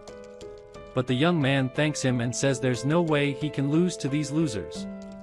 The protagonist then, with great speed and skill, knocks the men one by one to the ground, until only Wang was left. Yahello then says it's the man's turn and calls him to fight. But the completely scared man runs away and says that Yahello will pay for this. The friend then becomes completely fascinated by Yahello's strength and asks if he has been hiding his strength this entire time. The protagonist then sees the fallen men and says that he didn't expect them to become so corrupt in just 2 years and says that to be successful you shouldn't be guided by something like reputation. The protagonist then turns to the white-haired girl and says that he will transfer 100,000 wongs to her. He tells her to keep 50,000 and transfer the remaining 50,000 to those losers on the floor. The girl in turn says that she doesn't want his money, but that she will send the 50,000 to the fallen men. The young man then asks her to accept, as he may end up needing her help in the future and that if she needs help she can also contact him. They say goodbye to the white-haired girl and start to leave. When they are leaving, the friend asks Yahello if he had any crush on the white-haired girl since he gave her 50,000 wongs for free. The protagonist says that wasn't the reason and says that he might need her at some point in the future. The friend then says that the girl's mother was sick and asks if he gave 50,000 because he knew that. The protagonist says that yes, that's why he gave 50,000 wongs to the girl, but that he is disappointed in his remaining colleagues because they became trash in just 2 years. The friend jokes with him, telling him not to get upset and tells him to trust his father there. The protagonist jokes that they should follow Grandpa's lead and that if they do so they will be able to achieve something great. He then gets into a taxi and begins to say goodbye to his friend. After the taxi leaves we see Wang on a call saying that he is already out of place and says that he got into a taxi.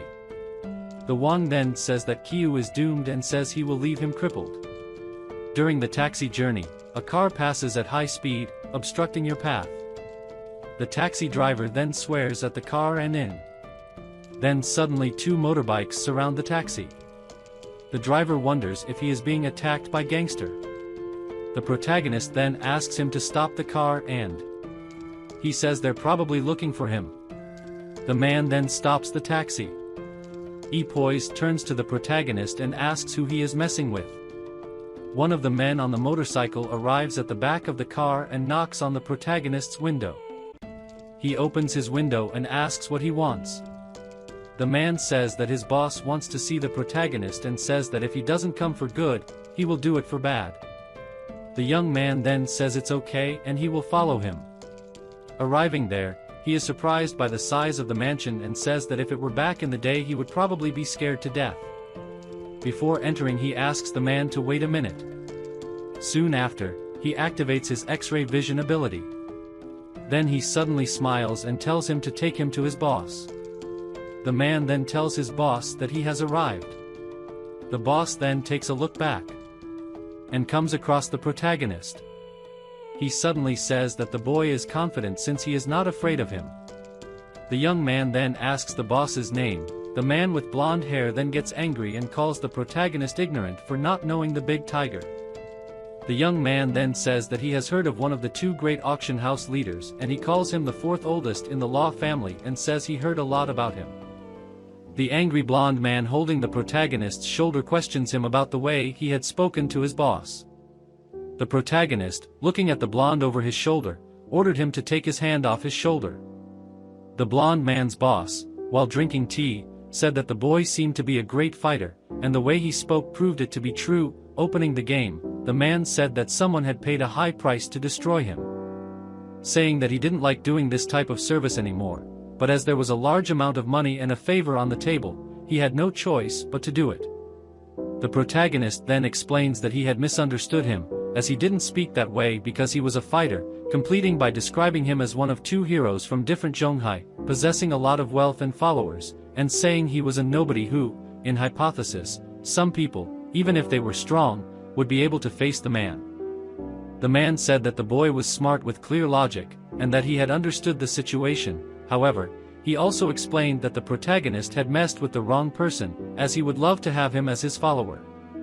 Regretting that he couldn't help it, he would have to do his job.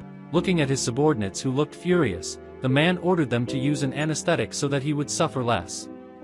The protagonist then proposes a deal, saying that the man would be happy to do so. Tiger ends up questioning him right after a compliment, about whether he knows the rules, since in his work the most important thing is integrity and righteousness, adding that he didn't go back on his word so easily. The protagonist then mentions Tiger's daughter's illness, but the man questions him about what he was talking about. Then the protagonist launches his proposal. He would cure the man's daughter, and questions him about what he thought. Tiger questions if he was a doctor. In the background, Tiger's subordinates told him not to believe what the protagonist said because it was meaningless and that he was just trying to buy time. The other one added that not even the most renowned doctor in the world had managed to do it, with the third saying he was going to kill the man now. The protagonist asks the man if he felt dizzy with palpitations and chest tightness. Nervous, Tiger said that he had better measure his words, otherwise there would be serious consequences. The protagonist retorts that, if he admitted it, he could cure him, if not, he couldn't do anything else. Tiger's subordinates began to give negative opinions, saying he was going to kill the man. Until then angry Tiger screams, accepting the proposal, but says there would be a price. If he ends up discovering that the protagonist is joking, he will be condemned. The protagonist then questions what would happen if he cured him. Tiger then says that he would be his benefactor. If he had any difficulties, he would just call him and he would receive as much help as possible. Time passes. One of Tiger's subordinates brought a doctor, introducing him as the man had requested. The man then ordered him to come closer. The boy was impressed. The oldest asked what the protagonist was doing there. Tiger asks if they both knew each other. The doctor says yes, about an old unpleasant experience, questioning him about what he was doing there. Tiger then explains, the protagonist would cure his daughter. Outraged, the doctor exclaimed that the protagonist was lying, he didn't have the qualifications of a doctor, and that he was deceiving the boss, adding that if he let him take care of his daughter, he wouldn't say that he warned him when things got worse. Scared by the news of possible worsening, the man asked if what his daughter had was so serious, and what he needed to do. The protagonist, seeing the way the doctor acted, called him unethical and asked how he could question him. The protagonist with a cold look challenges the man, if he doesn't believe he's capable, may the best do it. The man with an older face thought it was funny, asking the protagonist if he was an idiot, because when it comes to competition, when it comes to medicine, he wasn't afraid. The boy looking at Tiger then explains the competition. The man would go for treatment, the one who cured the dizziness with palpitations and tightness in the chest would win. The protagonist then questions the man staring at him about what he thought. Tiger would agree to everything if it were to cure him. The older man agrees, saying that he wasn't afraid of the boy even if he showed confidence, saying that he would go later, so that he wouldn't think he wanted to take advantage. The protagonist then says that he will go later, because if he could heal Tiger while the older man does nothing. The confident doctor questions what he was talking about, because when he failed, then he would humiliate him. Carrying out the tests, the doctor gave the diagnosis, ordering the boss to buy the medicine he prescribed, and take it for 3 months and he would certainly be cured, ordering him to avoid smoking and drinking while following a healthy diet. Tiger then tells the doctor that he knew him well, and knew that it was a difficult task for him to stop drinking and smoking. The protagonist explains that despite not having medical training, he agreed that the man should stop such habits. Annoyed, the doctor says that his treatment plan would be ineffective compared to his. The protagonist asked Tiger to sit down, and he said that the problem was with his lifestyle, and that day everything would change for him. The protagonist explains that if he wanted to get rid of it completely, he should pay more attention. The doctor said they were good tricks, and I would like to know how he would explain it later. The protagonist then slaps Tiger hard on the back, leaving the man bent forward. Ordering Tiger to get up, the protagonist tells him to just feel. Surprised, the man no longer felt any symptoms, saying he was cured. Giving his diagnosis, the protagonist says that he had eliminated Tiger disease, but if he wanted to continue without it, he should stop smoking and drinking, in addition to having a healthy diet and continuing to exercise regularly. Irritated, the doctor screamed, calling the man a cheater, and telling his boss not to believe him, as he had used an anesthetic to paralyze him, adding that a disease he had had for a good number of years could not be cured. At once, seeing the way the doctor reacted, the protagonist told him to stop being embarrassed, questioning him if that was how he acted when someone was waiting for him. About the painkiller, the protagonist questions how he would have taken it if not orally, or by injection, adding that Tiger was not a vegetable, he would have known if he had taken an injection or dose. Nervous, the doctor tried to go back on what he said. Tiger, showing that he is out of patience, says that he has been tired of the man for a long time, as the doctor did not take his illness seriously even with his medical skills. He also questioned that even though he spent a lot of money to cure his daughter some time ago, there was no improvement. Afraid, the doctor became desperate, asking his boss to forgive him. Tiger then says that he should apologize to Prota. If he accepted, he could leave; if not, he would see the man. Kneeling on the floor, the doctor asked for forgiveness, admitting that he was wrong. Seriously, the protagonist looks at the kneeling man with disgust, saying that despite being a doctor, the man had no ethics, threatening his family with the patient's life, concluding that he did not deserve to be a doctor. Face down, agreeing with everything the protagonist said, he apologized once again, and to forgive him because he would never do it again, agreeing that he didn't deserve to be a doctor. Seeing the shape the doctor was in, the protagonist just deflected the look, ordering him never to appear in front of him again. Tiger says that if the protagonist didn't want to see the man anymore, all he had to do was ask, and he would never see the man again in his life.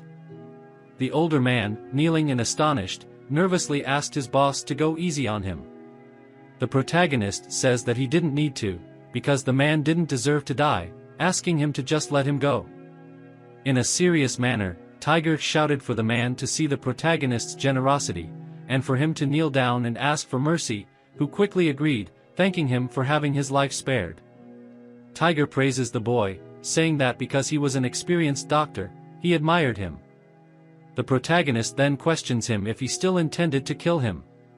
Tiger soon starts laughing, saying that he had cured him, and that he would cure his daughter. If he destroyed him, he would be nothing more than an ungrateful animal. The protagonist then questions how he would explain the situation to his employer. Tiger says nothing, revealing that the person who hired him was Wang Xianyang, and he had offered him a considerable amount, and in addition, he also had a connection with the boy's father, accepting immediately, repeating that he barely accepted jobs like that in those days, and told him not to worry because he would find a way. Thanking the man for his kindness, he would do the same, adding that he would do everything he could to cure Tiger's daughter. Tiger says that, if he cured his daughter, the protagonist would be treated like his own brother, and that in the future anyone in the city who tried to mess with him would be defeated. The scene cuts to the hospital room where Tiger's daughter was admitted. After an analysis, the protagonist explains that it wasn't because of the doctor's skills, and that the blood vessels going to the brain were blocked. Any doctor wouldn't be able to do anything. Tiger ends up saying that the doctor had told him the same thing, asking the protagonist if he could save him. The protagonist asks them to bring an acupuncture set and turn the girl over. Starting the treatment, placing the needles into the points carefully. One of Tiger's subordinates lost his temper but was held by Tiger so that nothing happened. The protagonist then asks Tiger if he could ask someone to help the girl sit up. By making the girl sit down, she was shown to be in vegetative mode. The protagonist claps, making the girl blink. The subordinate warned that the girl had blinked, leaving Tiger confused. The man questioned the happiness in that, since it was common for her to blink. The subordinate then explains that, if the man hadn't understood, the girl ended up blinking right after the protagonist's clap, saying that she was capable of ending up starting to feel the outside world again. The protagonist confirms, saying that the blonde was right, that was a sign of recovery. Surprised, the man went to his daughter, calling her by name, Ling Ling, asking her if she could see him, if she could see her father. The heart rate monitor started to react. The surprised subordinate said he was responding. The girl's heart started to beat faster. Crying Tiger named the protagonist as his great benefactor and that from that moment on he would be like a brother to the man. The protagonist explains that his daughter was clearly in a state of serious illness, and that despite the sign of recovery she would still need continuous external stimulation and guidance for her consciousness to be recovered, adding that if necessary he could return another day for a follow-up. Tiger, with tears still in his eyes, said that he didn't know how to pay the man, offering him his credit card, detailing that it had no password, no limits, and that he could buy whatever he wanted. Whoever subscribes to the channel gets magic eyes. Backing away, the protagonist said with a drop that it was too much. Tiger puts the card in the protagonist's hand, saying that it was nothing more than an appreciation from his brother, insisting that he take it. With the card in hand, the protagonist explained that, if he wanted to treat him like a brother, he should take the card back, as in that way they just seemed like business partners. Gratefully, Tiger agreed, saying that he was absolutely right, and that they were brothers, and as brothers they should support each other, and that one person's business was the other's business. Giving the order to his subordinates that from that day onwards the protagonist would be his brother, and that they should call him Brother Chio. The day raisin, the protagonist's cell phone rang, with the name Su Qingyue. The protagonist answers, saying hello, and asking who it was. The woman asks if he spoke to Yi Chio, apologizing for disturbing him early in the morning as she had an emergency and needed his help if he had free time. The protagonist, surprised, making him sit down, said that it would be an honor for him to help her, and that he would make time for her even if he didn't have any. The girl asked the protagonist if he could pretend to be her boyfriend for that day, making the boy surprised. Explaining, the woman said that her family had planned a blind date, but she had refused because she didn't think it was appropriate, adding that the man was asking again, and if he wouldn't be willing to help her know what to do. The protagonist says there were no problems, he would help her. The girl thanked him, saying she would send him the address. The boy gets up, and ends up realizing that he had forgotten something important. His clothes were cheap, and that he didn't have classy clothes, wondering how he could help the woman. Time passes, the protagonist goes to meet Su. The woman called him, and the protagonist said that he had arrived. Whispering, the woman asked why he was dressed like that. Whispering back, the boy said that he didn't have high-class clothes, and it was too late to buy them. Approaching a man in a suit, Su introduced him to the protagonist, as her boyfriend, and then introduced the man by calling him Zhang Zhen. With a smile on his face, the man introduced himself.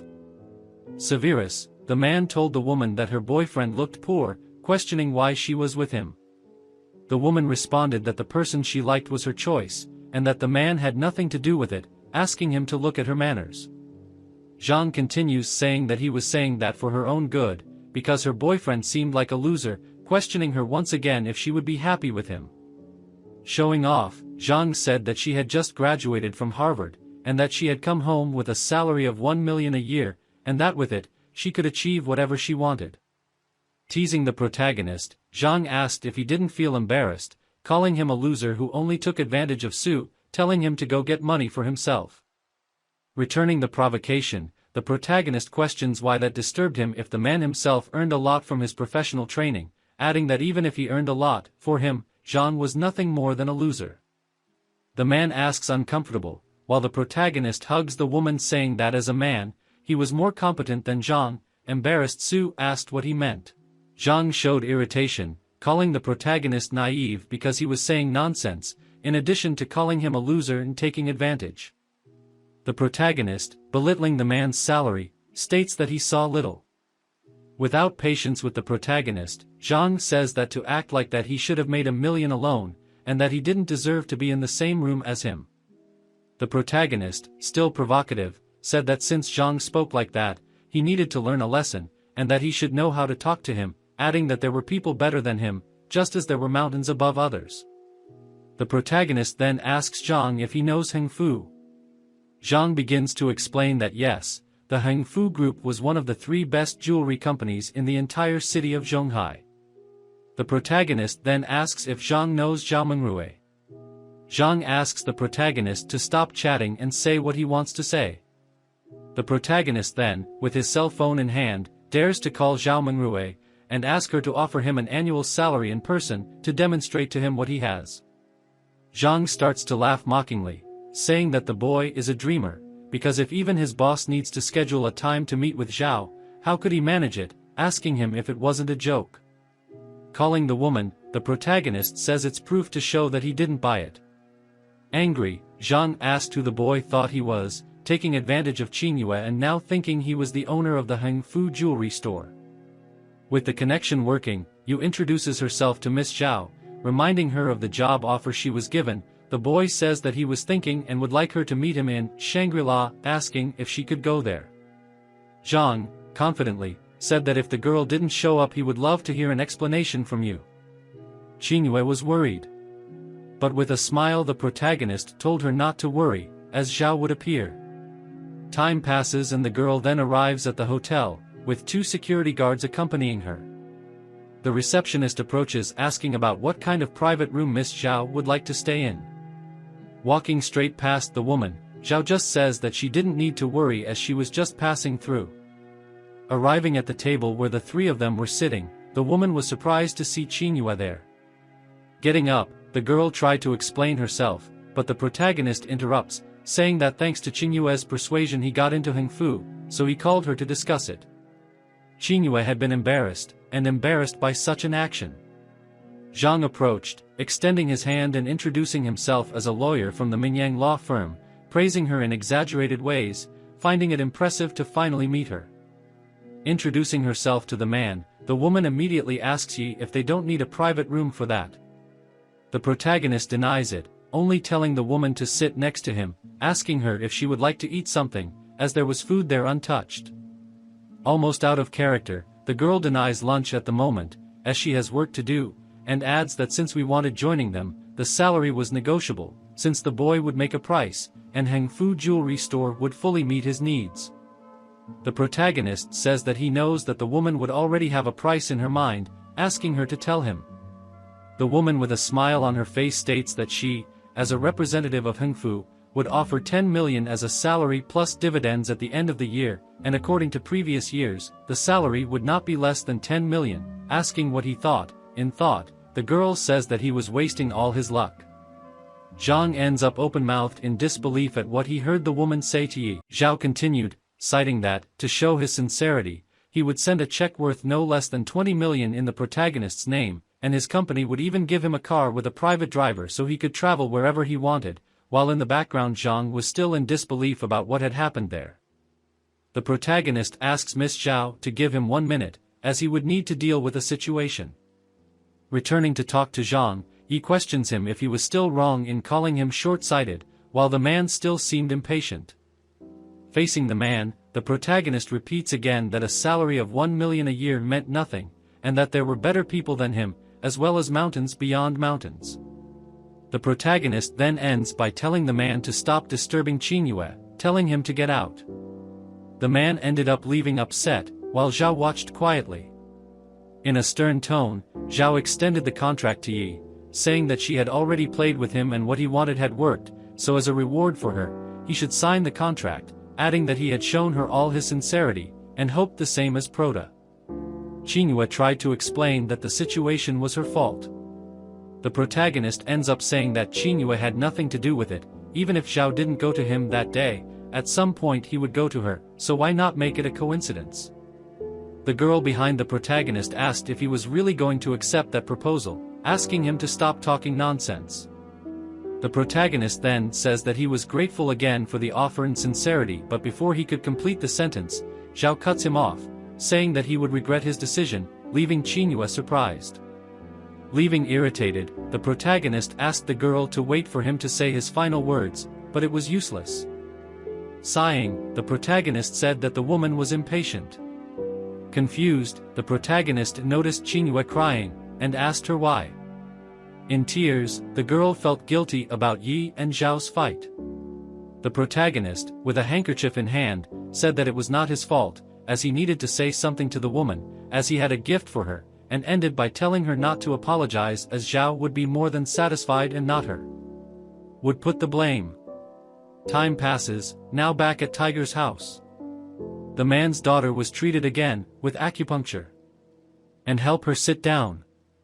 The subordinate said that the girl had managed to move her eyes during those days of treatment. Again, the subordinate now said that his boss's daughter was giving a slight smile. The protagonist told the man that the girl's consciousness was slowly returning, then the boy asked him to try to take the girl's emotions into account during those days, asking him to put on some relaxing music, and that no matters involving work and business was talked about in the house, also that Ling Ling's recovery would not be jeopardized. Holding Prota's hands. The man could only thank him knowing he couldn't do enough. In his thoughts, the protagonist said that to cure the girl the old breath he had absorbed was almost running out. The protagonist continues talking in thoughts, that even though he practiced his celestial dragon skill, with the lack of ancient breath, his healing efficiency was greatly reduced, confirming that he would need to go to Zhao as quickly as possible. Leaving the house, the protagonist said that the man didn't need to say goodbye, but Tiger said no. He asked the man to call the driver so he could give him a ride. Grateful, the protagonist asks the man to come back and spend time with his daughter, as it would be good for her recovery. While in transit, the protagonist called Zhao. Hugging the pillow, the woman answered furiously, asking him what he wanted from her now, while the protagonist questioned her about who she thought he was. The protagonist said he had something to say, but the girl had left before he could finish, adding that he asked her to control her temper. The woman decided to listen and asked what the problem was. The protagonist says it was something good. The car approached a huge mansion on the beach. The protagonist expressed surprise, saying that it wasn't bad for one of the top companies in Zhonghai, saying that they even had a beach. Approaching, two guards spoke to the protagonist. One gently asked him to stop, the other said that the complex was not public and asked him if he had an appointment. Confirming that he was going to meet Miss Zhao, he asks them to let her know. Recognizing the man, one of the security guards says that the woman warned him in advance asking him to follow him.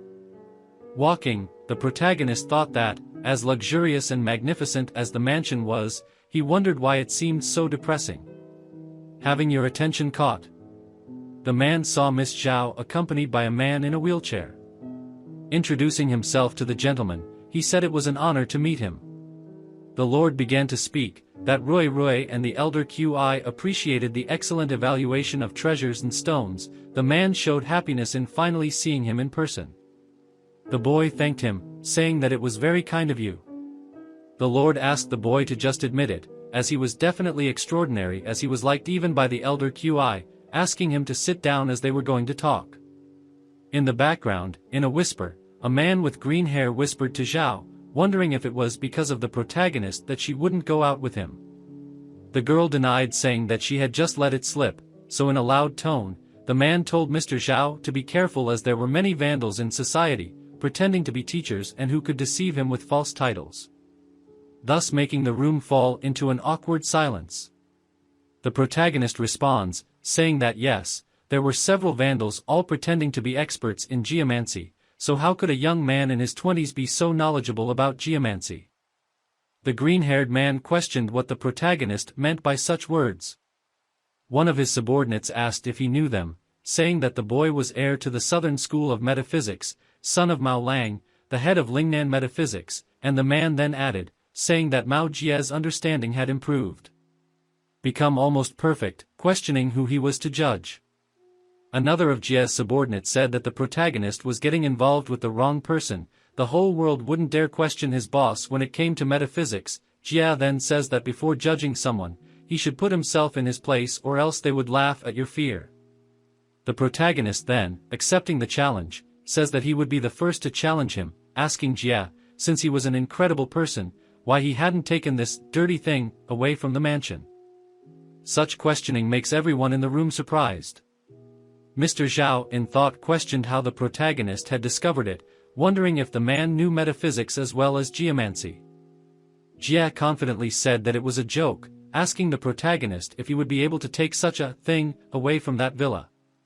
In the background, one of Jia's subordinates again starts saying that the man was talking nonsense, because if it was so easy to dismiss such a thing, why would they from the Lingnan School of Metaphysics be there concluding that this thing in this mansion could barely be controlled, and other self-proclaimed masters had been contaminated? The second said that the thing had been controlled as soon as his boss had entered the house, and that no one other than him had managed to do such a feat in the entire country, with the third subordinate questioning the Yi so that the protagonist would stop talking nonsense, and if he could do such a feat, he would do it.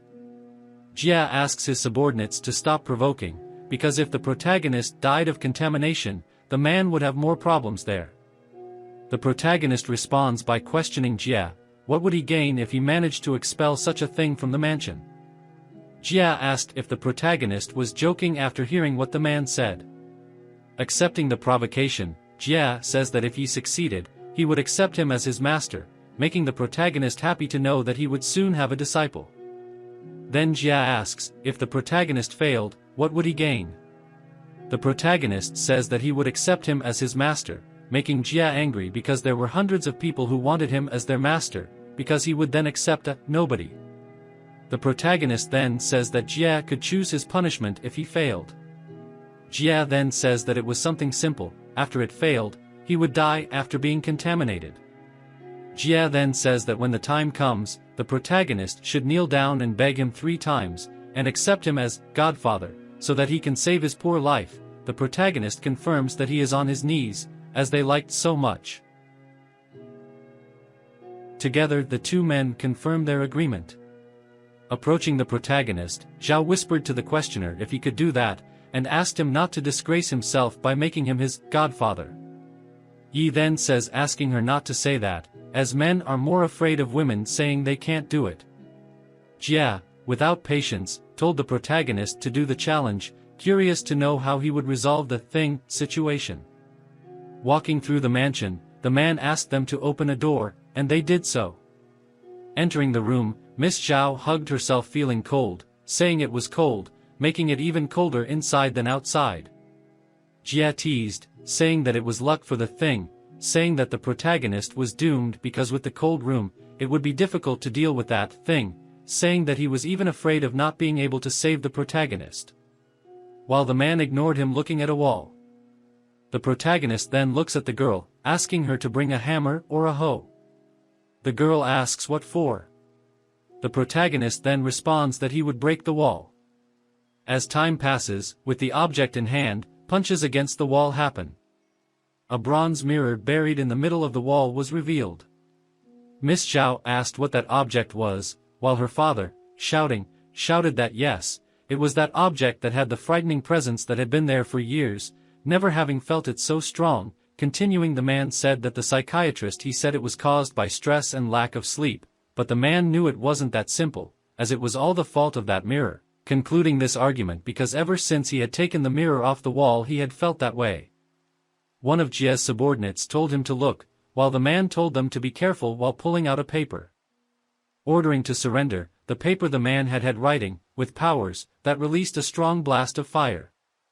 The blast of fire hit the mirror in the protagonist's hands, but it didn't seem to have any effect, causing a huge light to hit the room, making people cover their eyes. Jia, irritated, said that it was absurd, questioning how it hadn't worked. Trying one more time, he screamed for the thing to die. While the mirror was intact, the object Jia was using was split in half, leaving him surprised and questioning how that was possible. The mirror began to shine. The protagonist then shouts asking for caution. Jumping to protect Jia. The ray that came out of the mirror passed over the two men. And Jia asked how that was possible while the protagonist shouted for everyone to back off, to get out of that room. The protagonist shouted for them to leave, as that room was very dangerous, so everyone left, leaving only the protagonist and Jia. the mirror prepares itself again. Using lightning once again, it hit the protagonist straight in the head, making Jia question if he was okay. Blue smoke soon begins to enter the man's mouth, making his eyes glow blue with a third appearing on his forehead. The glow on the man's body makes Jia cover his eyes. The mirror vibrated floating in the air. And then the protagonist screamed. Time passes, the man now slept in a bed with Jia, Mr. Zhao and Miss Zhao around him. At that moment he wakes up. The protagonist was soon asked if he was okay as he got up to sit on the bed, soon asking Miss Zhao if everyone was okay. The woman said yes, asking him again if he was okay. The protagonist said it was okay. The man already sitting on the edge of the bed asked about the mirror. Miss Zhao asked him not to go, as it was too dangerous. The protagonist said that everything was fine, as the mirror was no longer a threat. Jia, the protagonist, and Miss Zhao found themselves in the mirror room once again. The protagonist approached, taking the mirror and saying that Mr. Zhao's physical condition was weak because of the mirror, but now the demonic spirits had been expelled from the mirror, making the man gradually restore his health. The protagonist then turns to Jia, asking him not to be pretentious, questioning him about what he thought, asking if the man was embarrassed. Thoughtful, Jia soon bows, thanking Yi for saving his life, saying that he would keep that in his mind for the rest of his life, adding that he was feeling deeply sorry for the disrespectful words said to the protagonist previously, as it was ignorant on his part. The protagonist smiled, saying that he accepted the apology, knowing that Jia could solve his problems and repay the kindness of others. Jia soon bowed and asked the man to accept him as a disciple, leaving Yi surprised. Catching the man helping him get up, Yi said that Jia didn't need to do that as he had already accepted his apology, while the man pleaded that it was a promise that he would have to keep, saying that he was afraid that even his father wouldn't be so as good as Yi in terms of metaphysics, asking once again to accept him as his disciple. The protagonist explained that it wasn't the fact that he accepted it that was stopping him, but rather that he had nothing to teach him.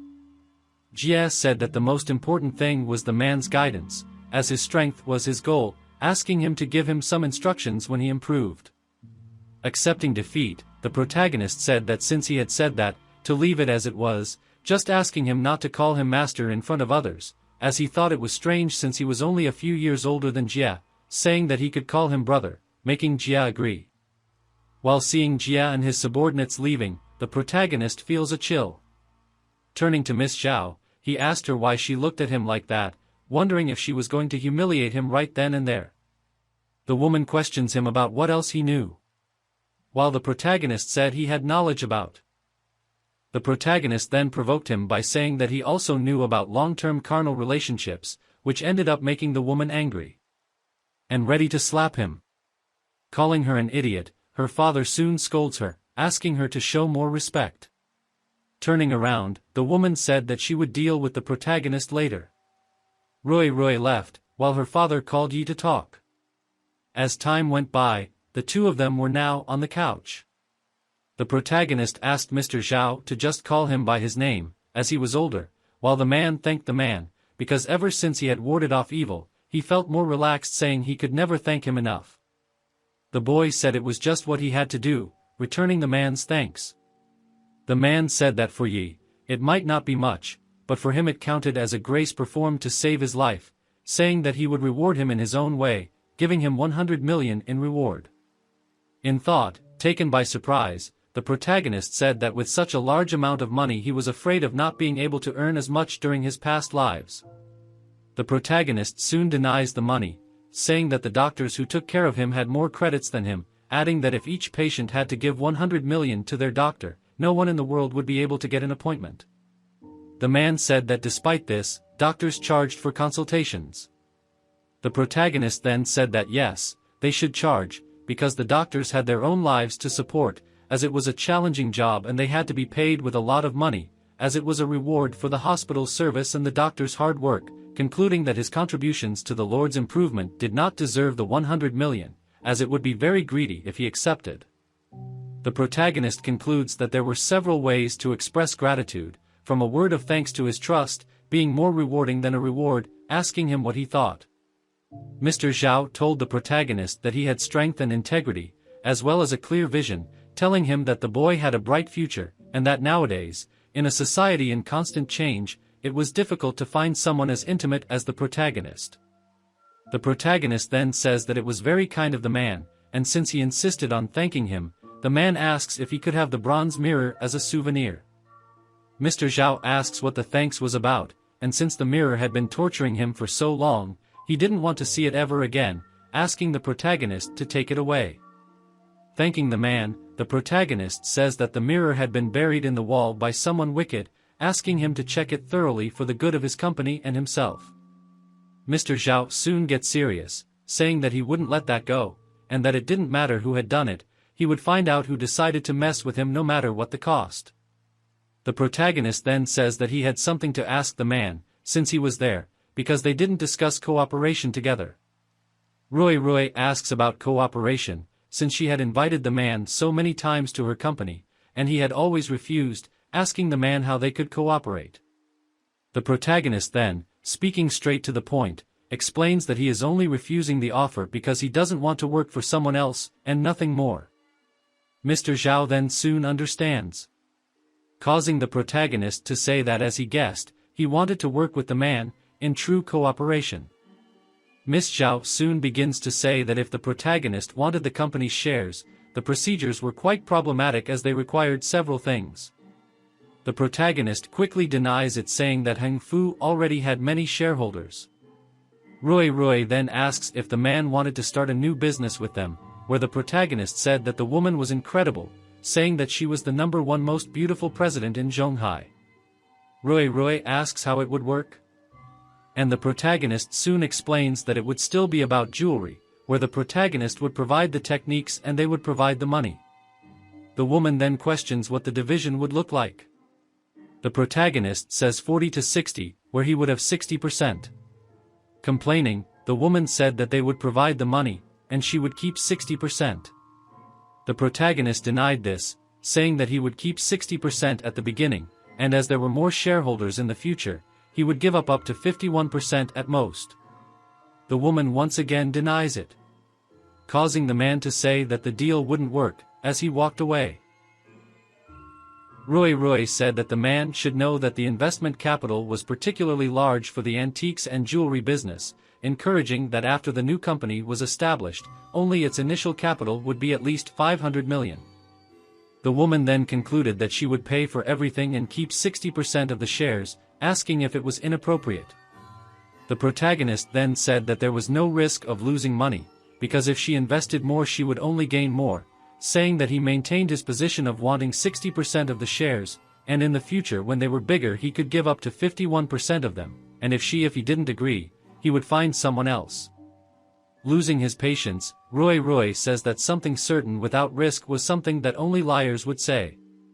The protagonist then comments that the most harmful thing about doing business was distrust between partners, and even without the business having been created yet, she was already suspicious of the man, so they shouldn't talk any more about that subject. Saying goodbye to the older man, the boy apologizes for having to leave, saying that he would visit him when he had time, leaving the woman irritated as she left. She complains to her father, telling the man how arrogant he was. The eldest tells his daughter that she was now the company's administrator and that he wanted an agreement with her, depending on the woman deciding whether she wanted to work with the man or not. Remaining silent for a while, the woman calls him, making him stop, saying that she agreed with the agreement. Turning around, the man said that he knew that Miss Zhao would not let that opportunity go. Irritated, Roy said in her thoughts, saying that the protagonist was shameless. Mr. Zhao then congratulates the two on the successful negotiations and that from now on, the two would be close partners, asking the protagonist to take care of his daughter. Embarrassed, the daughter asked her father what he was talking about. The protagonist confirms this by saying that he would follow his instructions. In a taxi, the protagonist asked the driver to turn left at the intersection ahead, as the trail would take fewer detours, with the driver agreeing, going the way the boy asked. The taxi driver soon becomes worried when he sees a gang appearing in front of him. The driver soon got scared, asking about what the men wanted, whether they wanted to kidnap. The gang shouts for him to stop the car. The protagonist then says that the driver shouldn't worry because they were behind him, making the man question who the man had messed with for that to happen. Calling Tiger, the boy apologizes for bothering him so early, explaining that he was surrounded by a gang, and asked him to please send someone to deal with the situation, thus sending his location. The glass is broken, while one of the gang members ordered the protagonist to get out of the car. Leaving, the protagonist asked who had sent them. Being kicked. The man soon asks them to be careful with their manners. The redhead asked if the protagonist was an idiot, asking him about who he thought they were, saying that there would still be a lot of pain for him, and that the task of the day would be to find a job for the man, asking him if he knew what it was. Threatening, he said that he would break the protagonist's arms and legs, and would throw him in the middle of the road begging for food, telling the man that he suited him and appeared to be tailor-made. The protagonist suggested that the man stop while he still could, before it was too late. Redhead asks if the protagonist wasn't feeling very brave after reading so many romance stories. Feeling fed up, the man asked his friends to stop that, and to hit you with everything they had. But I can only tell you what happened if you like and subscribe.